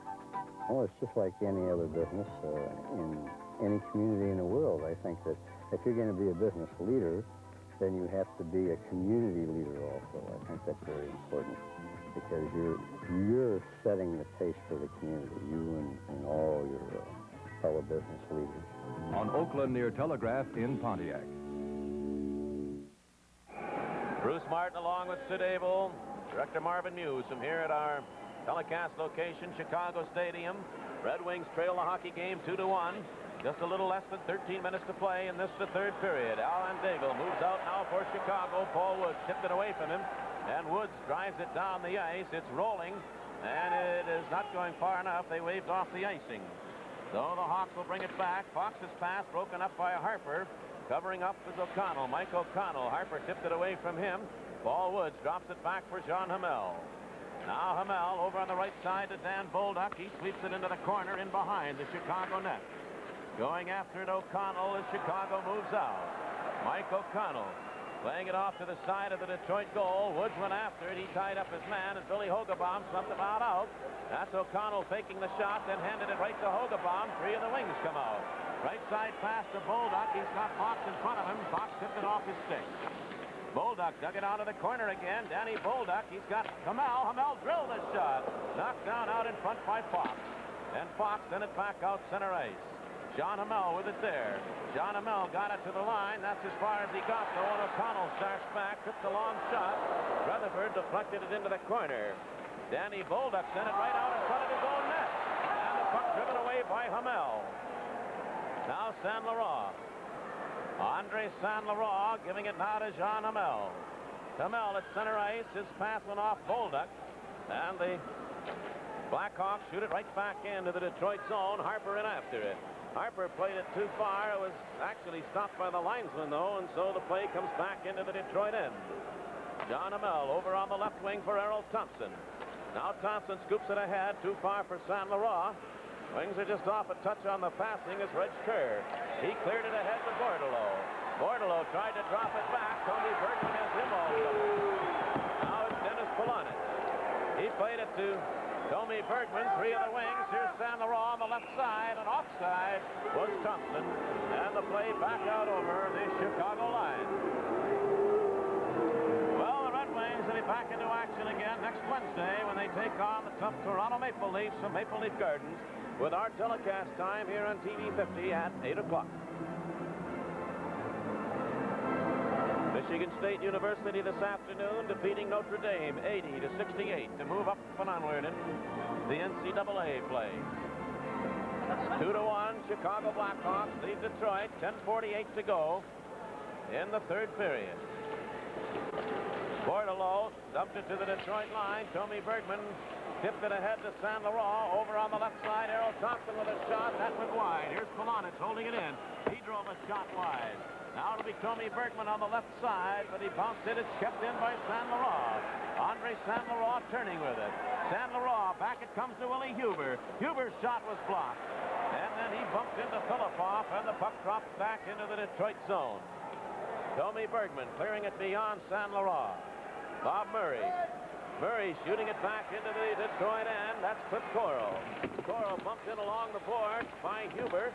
Saint Laurent lost it to Filipoff. And it's taken by Tommy Bergman, and Bergman sweeps it out center ice. Knocked down there by Murray. Bob Murray turning with it. Now to Makita. Stan Makita. His pass broken up by McCourt, but picked up now by Fox. Fox laid it into the corner in the Detroit zone. Polonic was bumped off the puck, and Perry Miller covering up. Clears it now to Dan LeBratton. LeBratton just shoots it down the ice. That gives the Wings time to change the rest of their line. John Marks coming back now. Ahead to Makita into the Detroit zone, but Marks was offside, and Makita did a little dipsy doodling over the blue line. 9.5 minutes exactly to go in the hockey game.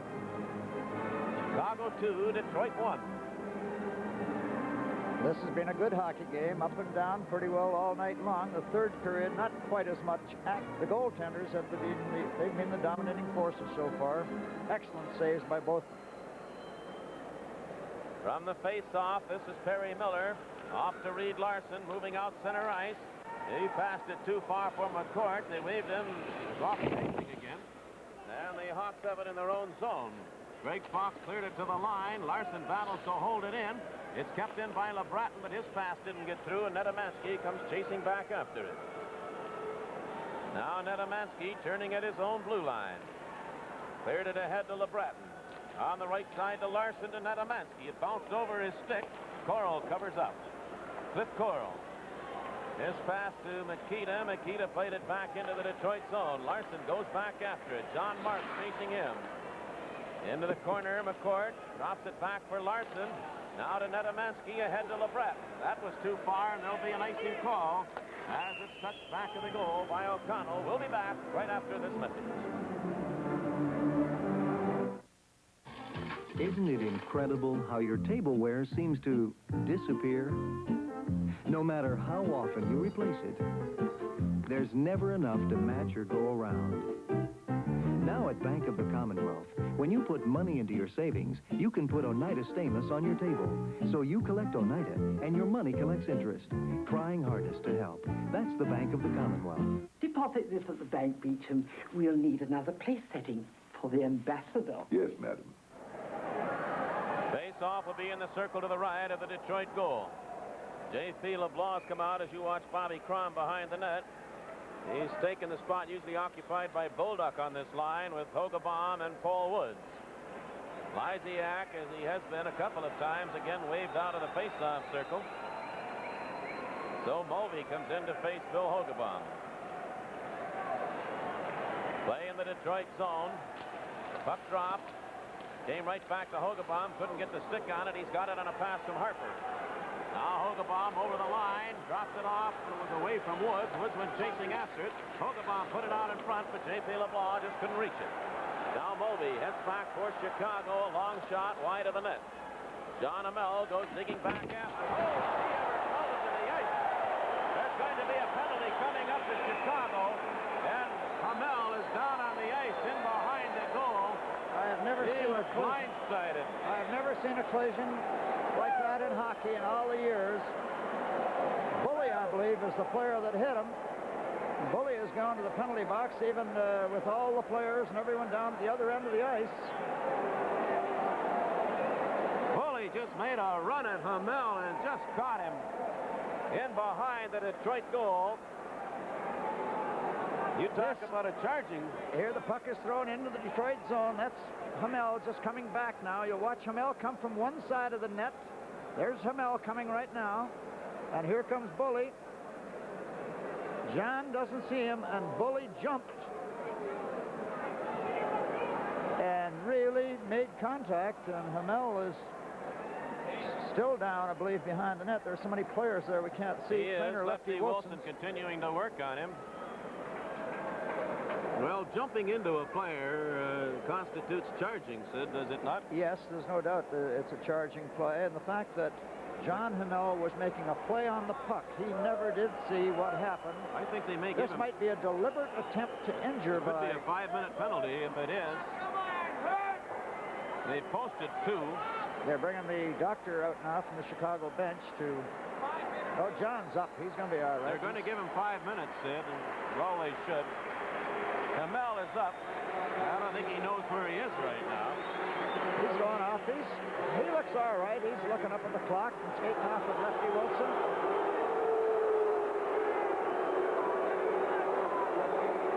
So he gets a 5-minute penalty. It could be, too, that John Hamel was cut a little on the accident, and that would automatically call for 5 minutes. A charging penalty like that, he probably might have been a lumber up. Stan Makita giving argument. That's Bully standing up in the penalty box. What it means now is the Red Wings have there's John Hamel with Lefty Wilson working on him. There's where that helmet comes in handy, I'll tell you. I should say. The Red Wings are going to have a man advantage for 5 solid minutes unless there is a further penalties. And whether the Wings score or not, the major penalty means that Bully cannot come back out onto the ice. Let's take another look at it, Sid. Well, there's John Hamel coming. Now he's making a play on the puck along the boards, and watch Bully jump right there. And he gets his shoulder into the side of John Hamel's face. He's got the lumber up with it. John Hamel went heavily to the ice. Bully skated right to the penalty box. He knew he was gone. There's Lefty Wilson with an ice pack in the back of John Hamel's neck, and he's talking to him. Tell you, John Hamel had to prove himself this season, Sid. He was sent to the minor league team in Kansas City very early, and they brought up, I'm going to say, 4 rookie defensemen, Glockner and Hillworth, Vasco, Taft, and Vasco, before they ever gave John his chance, and since he's been here, he has been playing well. He is a real hard-nosed, come-to-play hockey player, and he knows that if he has shortcomings, he tries to make up with effort.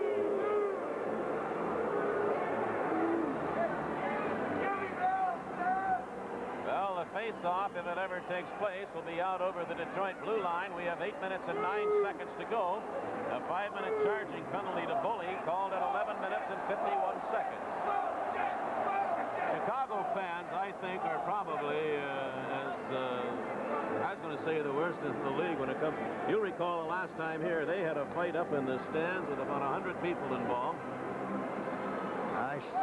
I certainly recall, and that's something that you never want to see in a building.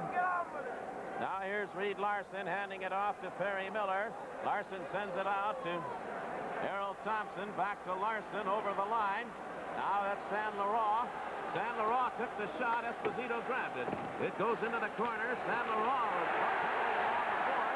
Polonich got into it. It came to Thompson. Now back on the line to Reed Larson. He hands it back to Thompson.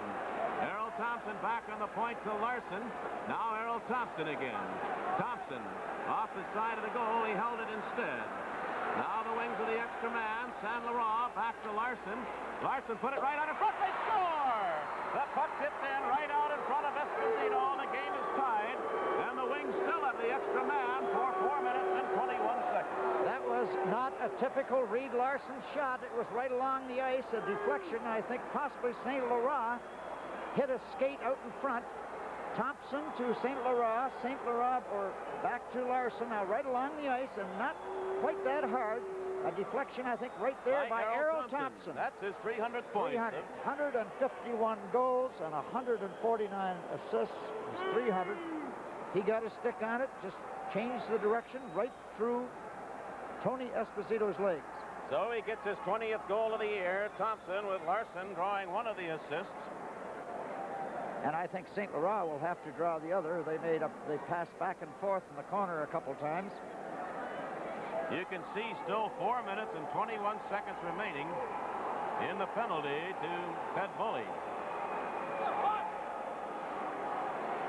So the Wings still have the extra man. Reed Larson at his own blue line gives it now to Perry Miller. Game tied at 2-2.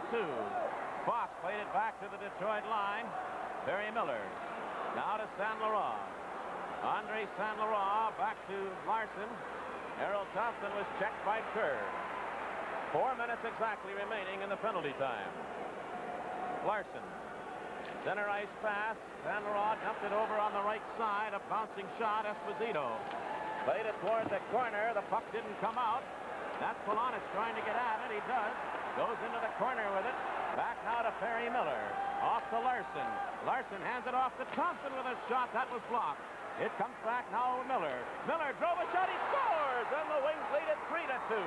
And now there are 3 minutes and 35 seconds remaining in the costly penalty to Bully. That's taken advantage of an opportunity. Here's the play where Larson made the pass into Thompson. He played it off his skate. Hit another skate. He finally switched it across and it went all the way over to Miller just on the top of the circle. And he let a slap shot go. I don't think it hit anyone at all, but it may have. It went in the corner of the net to put the Wings ahead 3-2 with 6:44 to go. And there's still, as Bruce mentioned, 3 minutes and 35 seconds to go in the penalty. So this goal comes 46 seconds after the goal scored by Thompson. There's Bully in the penalty box with his head down. No doubt he will hear about this.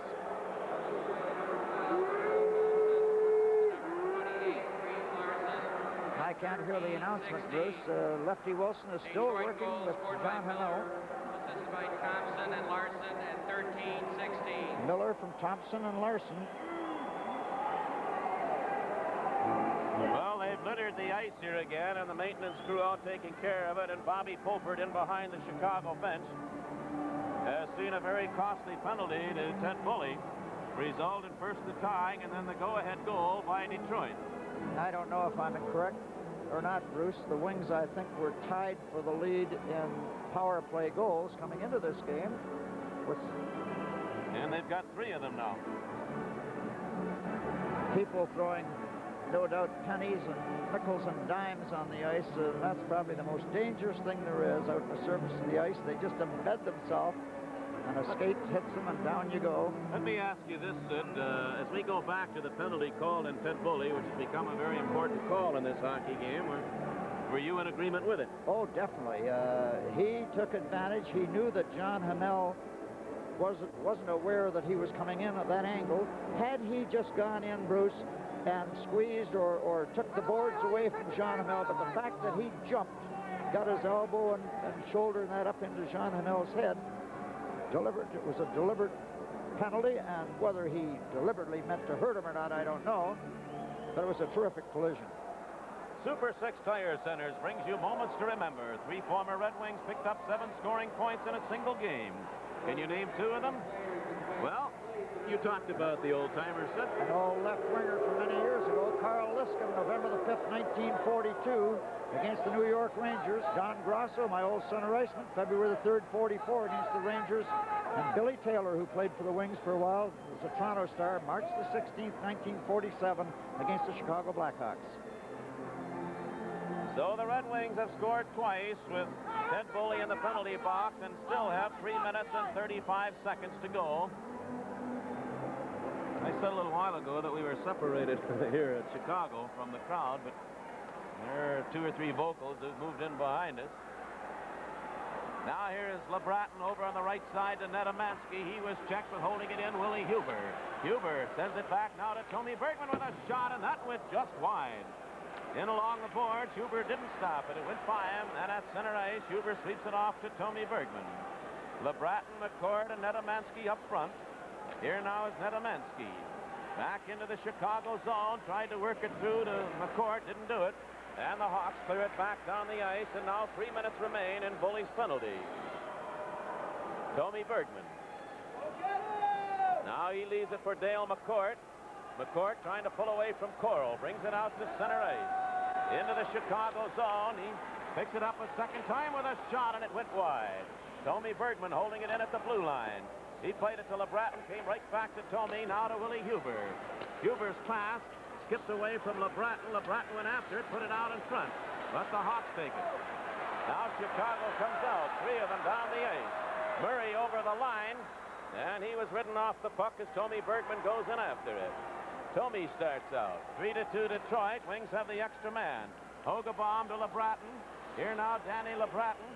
Played it back to Perry Miller with a shot, and he sailed it just wide. Huber holds it in, goes to the corner with it. Willie Huber digging it back to the line now for Nedemansky with a shot. The save made, and LeBratton missed on the rebound. Huber goes in behind the goal. Willie Huber sets it off to LeBratton. Danny put it right on the stick of Reg Kerr, and the Hawks come back. Now Kerr, with only Miller in front of him, tripped the shot, and Miller deflected it up into the crowd. And 1 minute and 48 seconds still in the penalty time. 4:57 in the 3rd period. The Wings, trailing 2-0, have scored 3 power play goals to come back and lead by 1.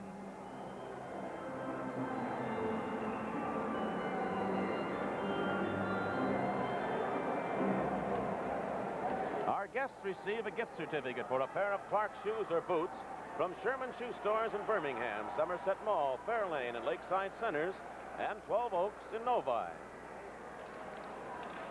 Puck went right to Rutherford. He clears it into the corner. Perry Miller drops it off for Hogebaum. Hogebaum, Bolduc, and Woods up front. Here now, Danny Bolduc. He tried to work away from Fox. He did. He got it over the line. O'Connell knocked it away from him, though. Fox kicked it. He had broken his stick and still made the play.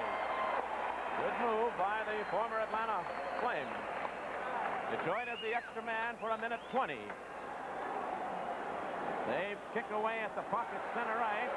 It's driven back into the Detroit zone. A bouncing shot. Rutherford handles that carefully. Perry Miller. Now Miller drops it off for Saint Laurent, who comes out center ice. Andre Saint Laurent over the line. Saint Laurent's pass will be taken by Larson. He couldn't get to it. And it goes down the ice, and Rutherford stops it in behind his own goal. And the Wings, who were so sharp for the first minute and a half of the penalty, have not been since that stoppage when the fans here littered the ice. Now here's Saint Laurent coming out. Over the line, Andre Saint Laurent worked right out in front. He took the shot, the save made, and the rebound. Thompson fired it wide. Oh, Saint Laurent had the open net and just couldn't lift it up. Puck came back to the line. Thompson has it there. Thompson's pass broken up by Dago. It's sent to the line. That's Dennis Polonich holding it in. Reed Larson with a chance, a shot right on. Here's Polonich out in front. He got to the puck. It came back to Miller. Miller played it now to Saint Laurent. Andre Saint Laurent in the corner. Now Polonich back on the line to Miller. 7 seconds left in the penalty. Polonich sets up Reed Larson with a drive that goes wide. And then Murray really knocked down Saint Laurent. Penalty's over. Bully's on. Here's Polonich back on the line. Miller another drive that went wide. And Esposito holds on to it. And out in front of the goal, Murray was dumped by Saint Laurent. Six up high with Polonich and Red Kerr. And the penalty over to Ted Bully.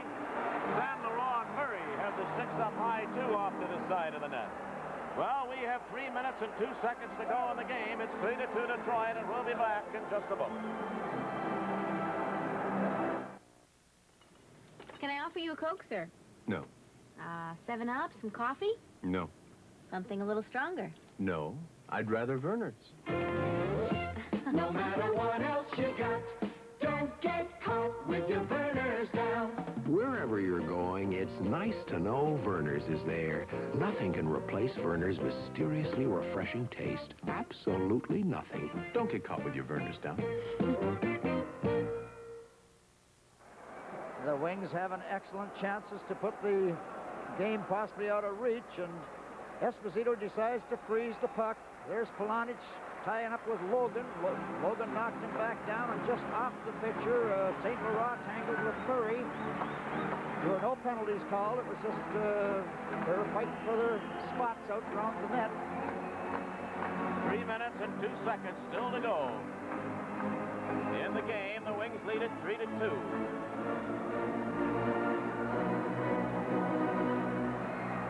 John Hamel remains on the Detroit bench with a helmet back on, so I am led to believe, Sid, that he is all right. I would think so now. He had an ice pack on his neck for quite some time, back of his head, but he appears as though he's ready for action. He's talking to Harper over there on the bench. For defensive purposes, J.P. LeBlanc has replaced LeBratton on the line now with McCourt and Nedemansky. Puck slid right to Esposito. That's O'Connell clearing it on the left side for Mike Walton. Now Walton, he played it to Bordelot, shot in behind the Detroit net.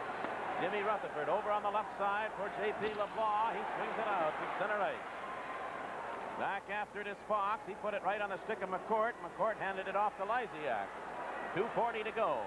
Tom Lysiak shooting it back to the Detroit goal again. Again, Rutherford stopped it. Plays it into the corner. J.P. LeBlanc handed it to Tommy Bergman. Tommy starts out. He was checked, still controls it. He got it out center ice. With it now is Walton. Mike Walton's pass broken up by Nedemansky, and he's taken out of the play immediately by Lysiak. Puck driven into the Detroit zone. Tommy Bergman stopped Mulvey right in his tracks. And Tommy will clear it off the boards back into the Chicago end. 2 minutes, 10 seconds to go. Wings lead 3-2. Now it's center ice. Tom Lysiak's pass picked up by Bordelot. Bordelot pulling away from Nedemansky. He's slowed up by Huber. Oh, here comes a cheap penalty to Willie Huber. Referee Bruce Hood has called a penalty on Willie Huber that you couldn't believe. And we'll come back to look at it after we pause for this.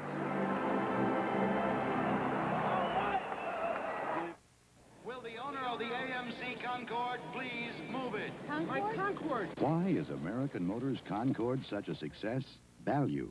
Because the AMC Concorde DL is a compact that comes with its luxury extras at no extra charge. Luxuries like a Landau roof, crushed velour seats, digital clock, and a smooth, quiet ride. 1979 AMC Concorde, the new American success story. See all the new AMC cars for $79 at your Metro Detroit AMC dealers.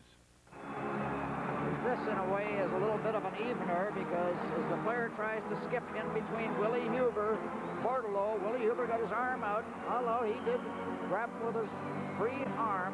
That's a normal referee check, though, in hockey. Yes, ordinarily when a player tries to go between the boards and another player, you bring your arm out and stop him from getting through.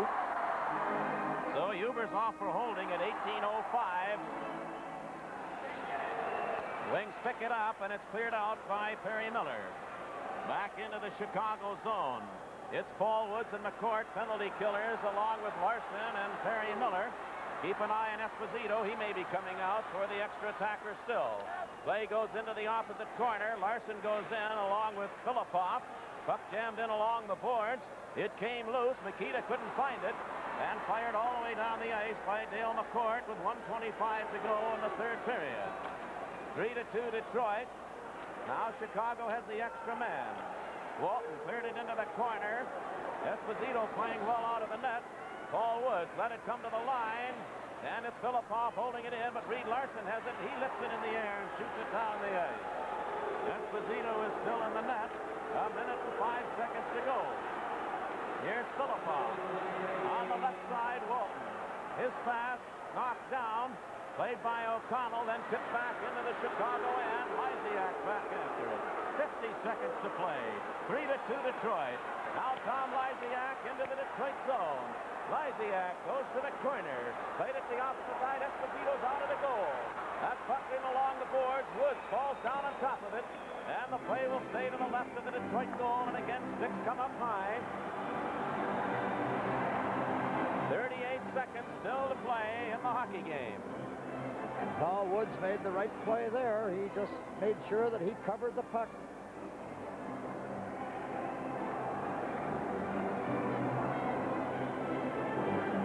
Face-off will be to the left of the Detroit goal. Hey, fans, stop in at any Parks Plus Auto store. Fill out a coupon for a Fan Appreciation Award of 2 box seats at the March 31st Red Wing and Los Angeles game.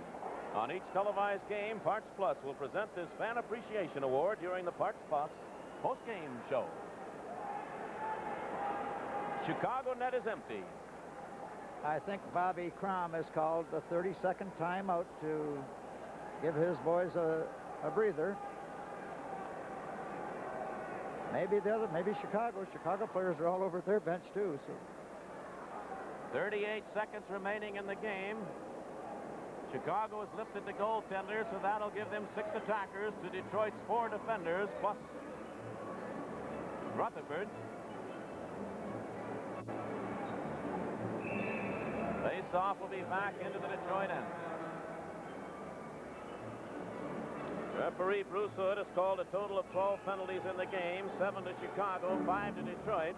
And the one big penalty to Ted Bully, who was given 5 minutes for charging, and the Wings tied the game and went out in front 3-2 while he sat in the penalty box.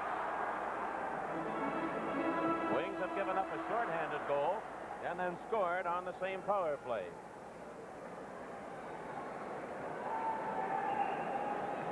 Face off to the left of the Detroit net, and Mikita will go in against Dale McCourt.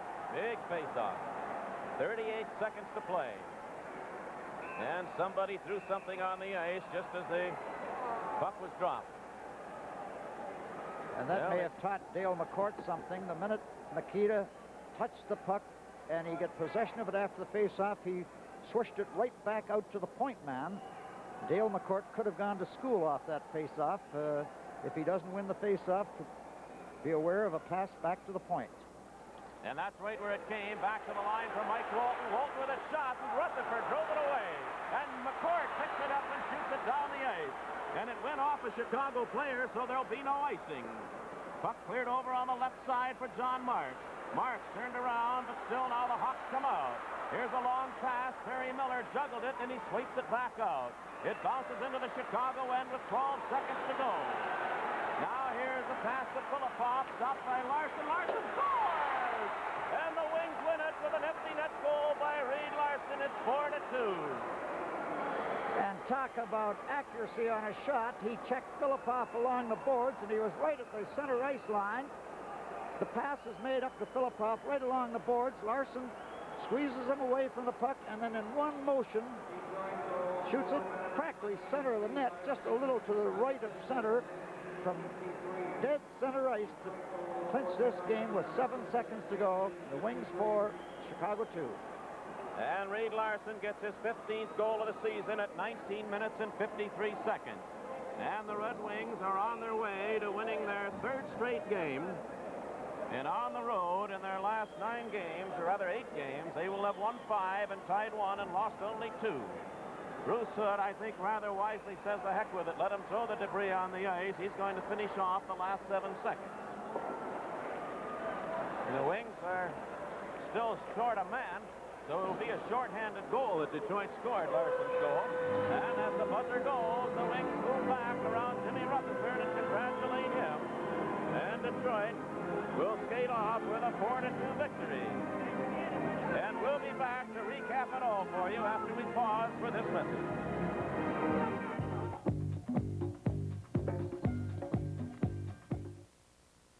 I'm accustomed to riding around in Cadillacs. So why am I in this AMC Pacer wagon instead of a Cadillac? Well, this Pacer is not only quite luxurious and handles so easily, but it also has an astounding amount of room. Did you know that the AMC Pacer is just about as wide as a Cadillac? So it feels like a big car, even though it isn't. And I feel like I'm in a big car, even though I'm not. AMC Pacer feels like a big car, but it isn't. Little Caesar's Pizza, nobody loves it like a kid on 2 weeks. Nobody loves it like Little Caesar's Pizza. Nobody loves it like my favorite treat. Nobody loves it like I did, like I did. Little Caesar's Pizza. See your local TV book for a free pizza coupon.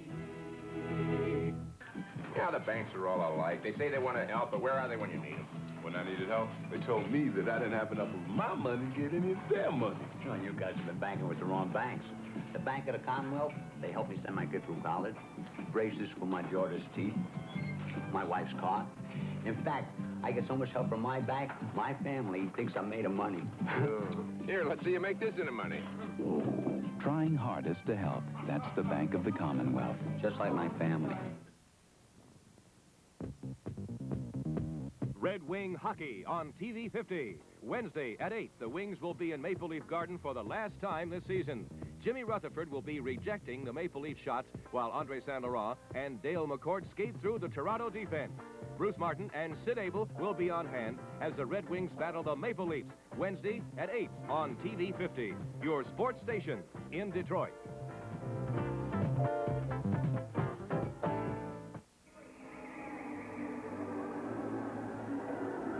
Well, Sid Abel, a hockey game that was perhaps turned around with that major penalty to Ted Bully when the Red Wings took good advantage of it.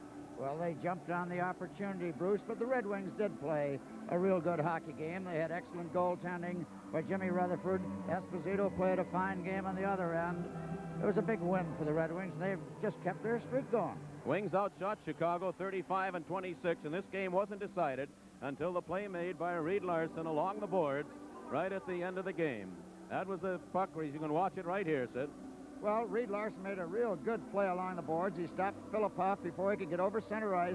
Then in just one motion, swished it towards the empty net. And he caught the net pretty well out in the middle, so he has an accurate shot. And I was going to mention, he wasn't shooting the puck tonight as well as he has been in games in the last few games that we played. But he made no mistake with that one. So that's it, the final score here at the Chicago Stadium. The Detroit Red Wings 4 and the Chicago Blackhawks 2. We invite you to join us again next Wednesday night for the game between the Red Wings and the Toronto Maple Leafs. Our telecast time, 8 o'clock. Till then, Bruce Martin, along with Sid Abel, saying goodbye. And stay tuned, won't you, for the post-game show.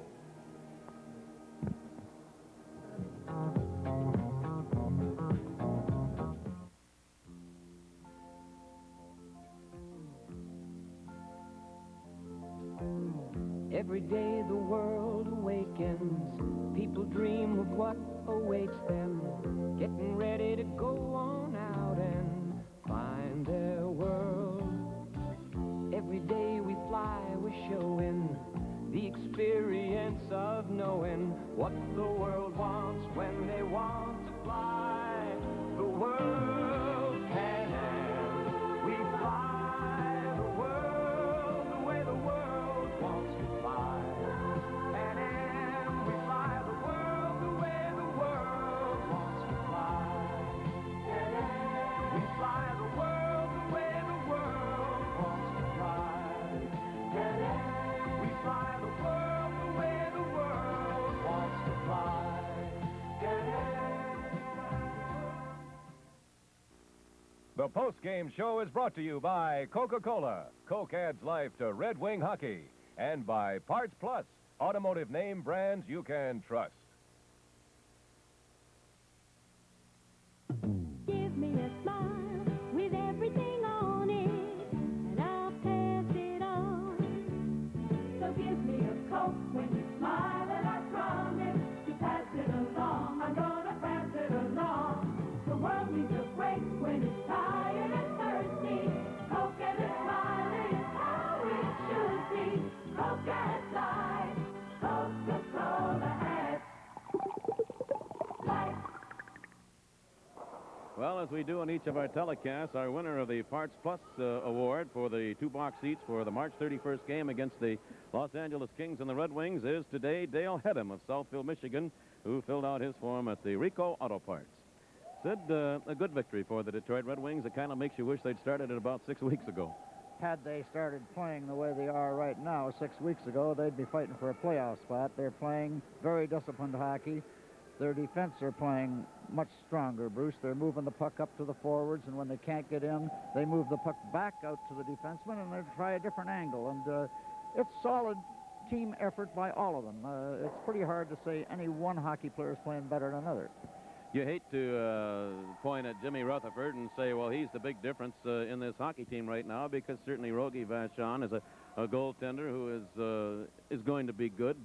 We know that, but he hasn't had what you could call a great year this year. I think Rogie has taken the fact that he is now backing up Jimmy Rutherford with great class. But as for Jim Rutherford, he now in his last 9 games has won 5, lost only 2, and the other 2 in ties, and this has been a major reason, and the Wings seem to be tightening up in front of him. Well, I think that's the main thing. They have tightened up in front of Jimmy Rutherford. They're playing much more disciplined hockey than they did in front of Rogie, not taking anything away from Vachon because he is a great goaltender and will be a great goaltender in the National League. But Rutherford is playing a hot hand. The players seem to have confidence with him, and they're moving the puck better than they have all season long, so they're winning. And the other thing, I think, is the fact that Jimmy Rutherford, if we take over the last 5 games where the Wings are unbeaten, 3 wins and 2 ties, Jimmy has been in the nets, and I think prior to the game we were figuring out that he had given 8 goals in the last 4, so that would be a 2-goal a game against average, and that's winning hockey. Well, he has played well, Bruce. We might as well just stay on that. His glove has helped him. He is very, very alert and quick. He has made stops on plays that have come through, like screen shots through mazes of players. And that means that he's following the puck. He's not getting out of position. When he comes out of the net to clear a puck, he seems to know exactly what he wants to do. But they, as a team, are coming back and really rallying with them back deep in their own zone. Well, the Red Wings skating off with a 4-2 victory after coming from behind, as we mentioned earlier, a very costly penalty, a 5-minute major penalty to Ted Bully. And the Red Wings took advantage of it, scoring twice within the first minute and a half of the penalty. And as it turned out, the 5 minutes, well, it did make a difference because he didn't come back on, with the major penalty having to be served in its entirety. But the fact that the Wings outshot Chicago, and most particularly in that third period, 12-6, I think shows that they did have indeed the edge in the play. We'll be back with Sid's, if you will, with Sid's Red Wing star of this hockey game after this.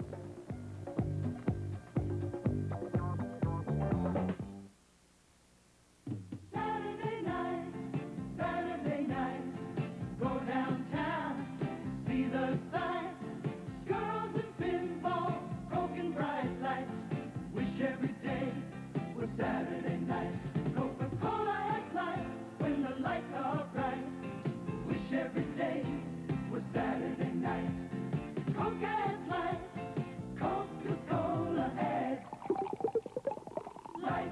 Parts Plus, the sign of quality parts, competitively priced, plus the kind of service you can count on. Why do you buy from Parts Plus? They're there when I want them with the parts I need. Quality. With Parts Plus, I know I'm getting the best. We've got a wide selection of hard-to-find parts. We get the answers that help us do it right. Look for auto stores displaying this sign, Parts Plus, for automotive name brands you trust.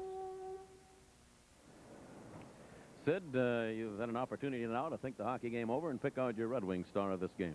Well, you know, winning makes a big difference in trying to pick stars. There were several I could have picked today. I could have picked Andre St. Laurent. I could have picked Errol Thompson because he set up a couple of goals, scored a goal, set up the winning goal.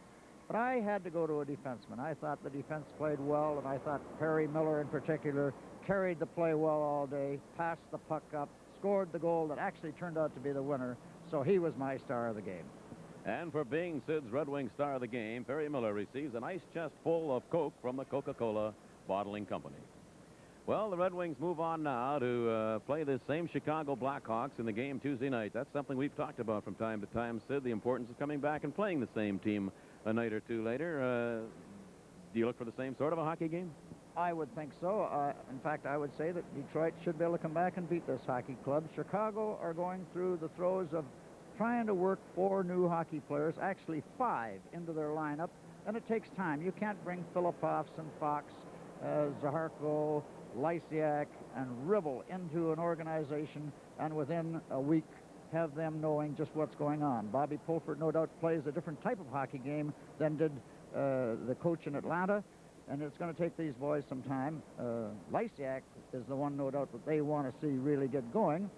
Talking about the 5, I thought Fox played very well for them tonight. He played an awful lot in defense, and he appears as though he's going to help him. Big Filipoff didn't do that much. Lysiak carried the puck, but... Rutherford stopped Lysiak on 2 great chances early in this hockey game and may have slowed him up from that point. Well, Lysiak is a good hockey player, Bruce. He was the #1 pick of Atlanta back a few years ago. He did mention, though, when coming over here, he was a little disappointed having to move. He was in love with Atlanta. He enjoyed it down there, and he didn't like the idea, but he'll find that he'll like hockey here in Chicago. This is a terrific hockey town, too. Well, we look forward to the game next Tuesday night at Olympia against the same Chicago Blackhawks, and then on to Toronto for our next telecast, which will be next Wednesday night against the Maple Leafs from Maple Leaf Garden. I'll tug your ear. You're supposed to do that. I did did that. You do that? All right. For your partner. I did that earlier. So that's it from here at the Chicago Stadium with the final score again. The Red Wings 4, the Chicago Blackhawks 2. Bruce Martin along with Sid Abel saying goodbye from Chicago. The post-game show was brought to you by Coca-Cola. Coke adds life to Red Wing hockey. And by Parts Plus, automotive name brands you can trust.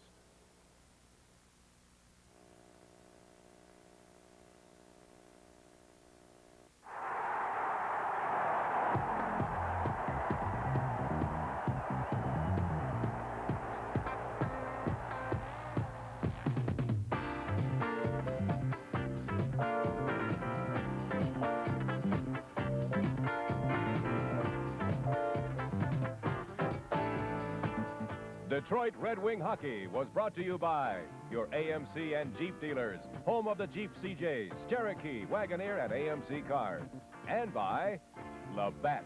For beer at its finest, call for Labatt's. And by Bank of the Commonwealth, trying hardest to help. And by Little Caesars, a winner any way you slice it.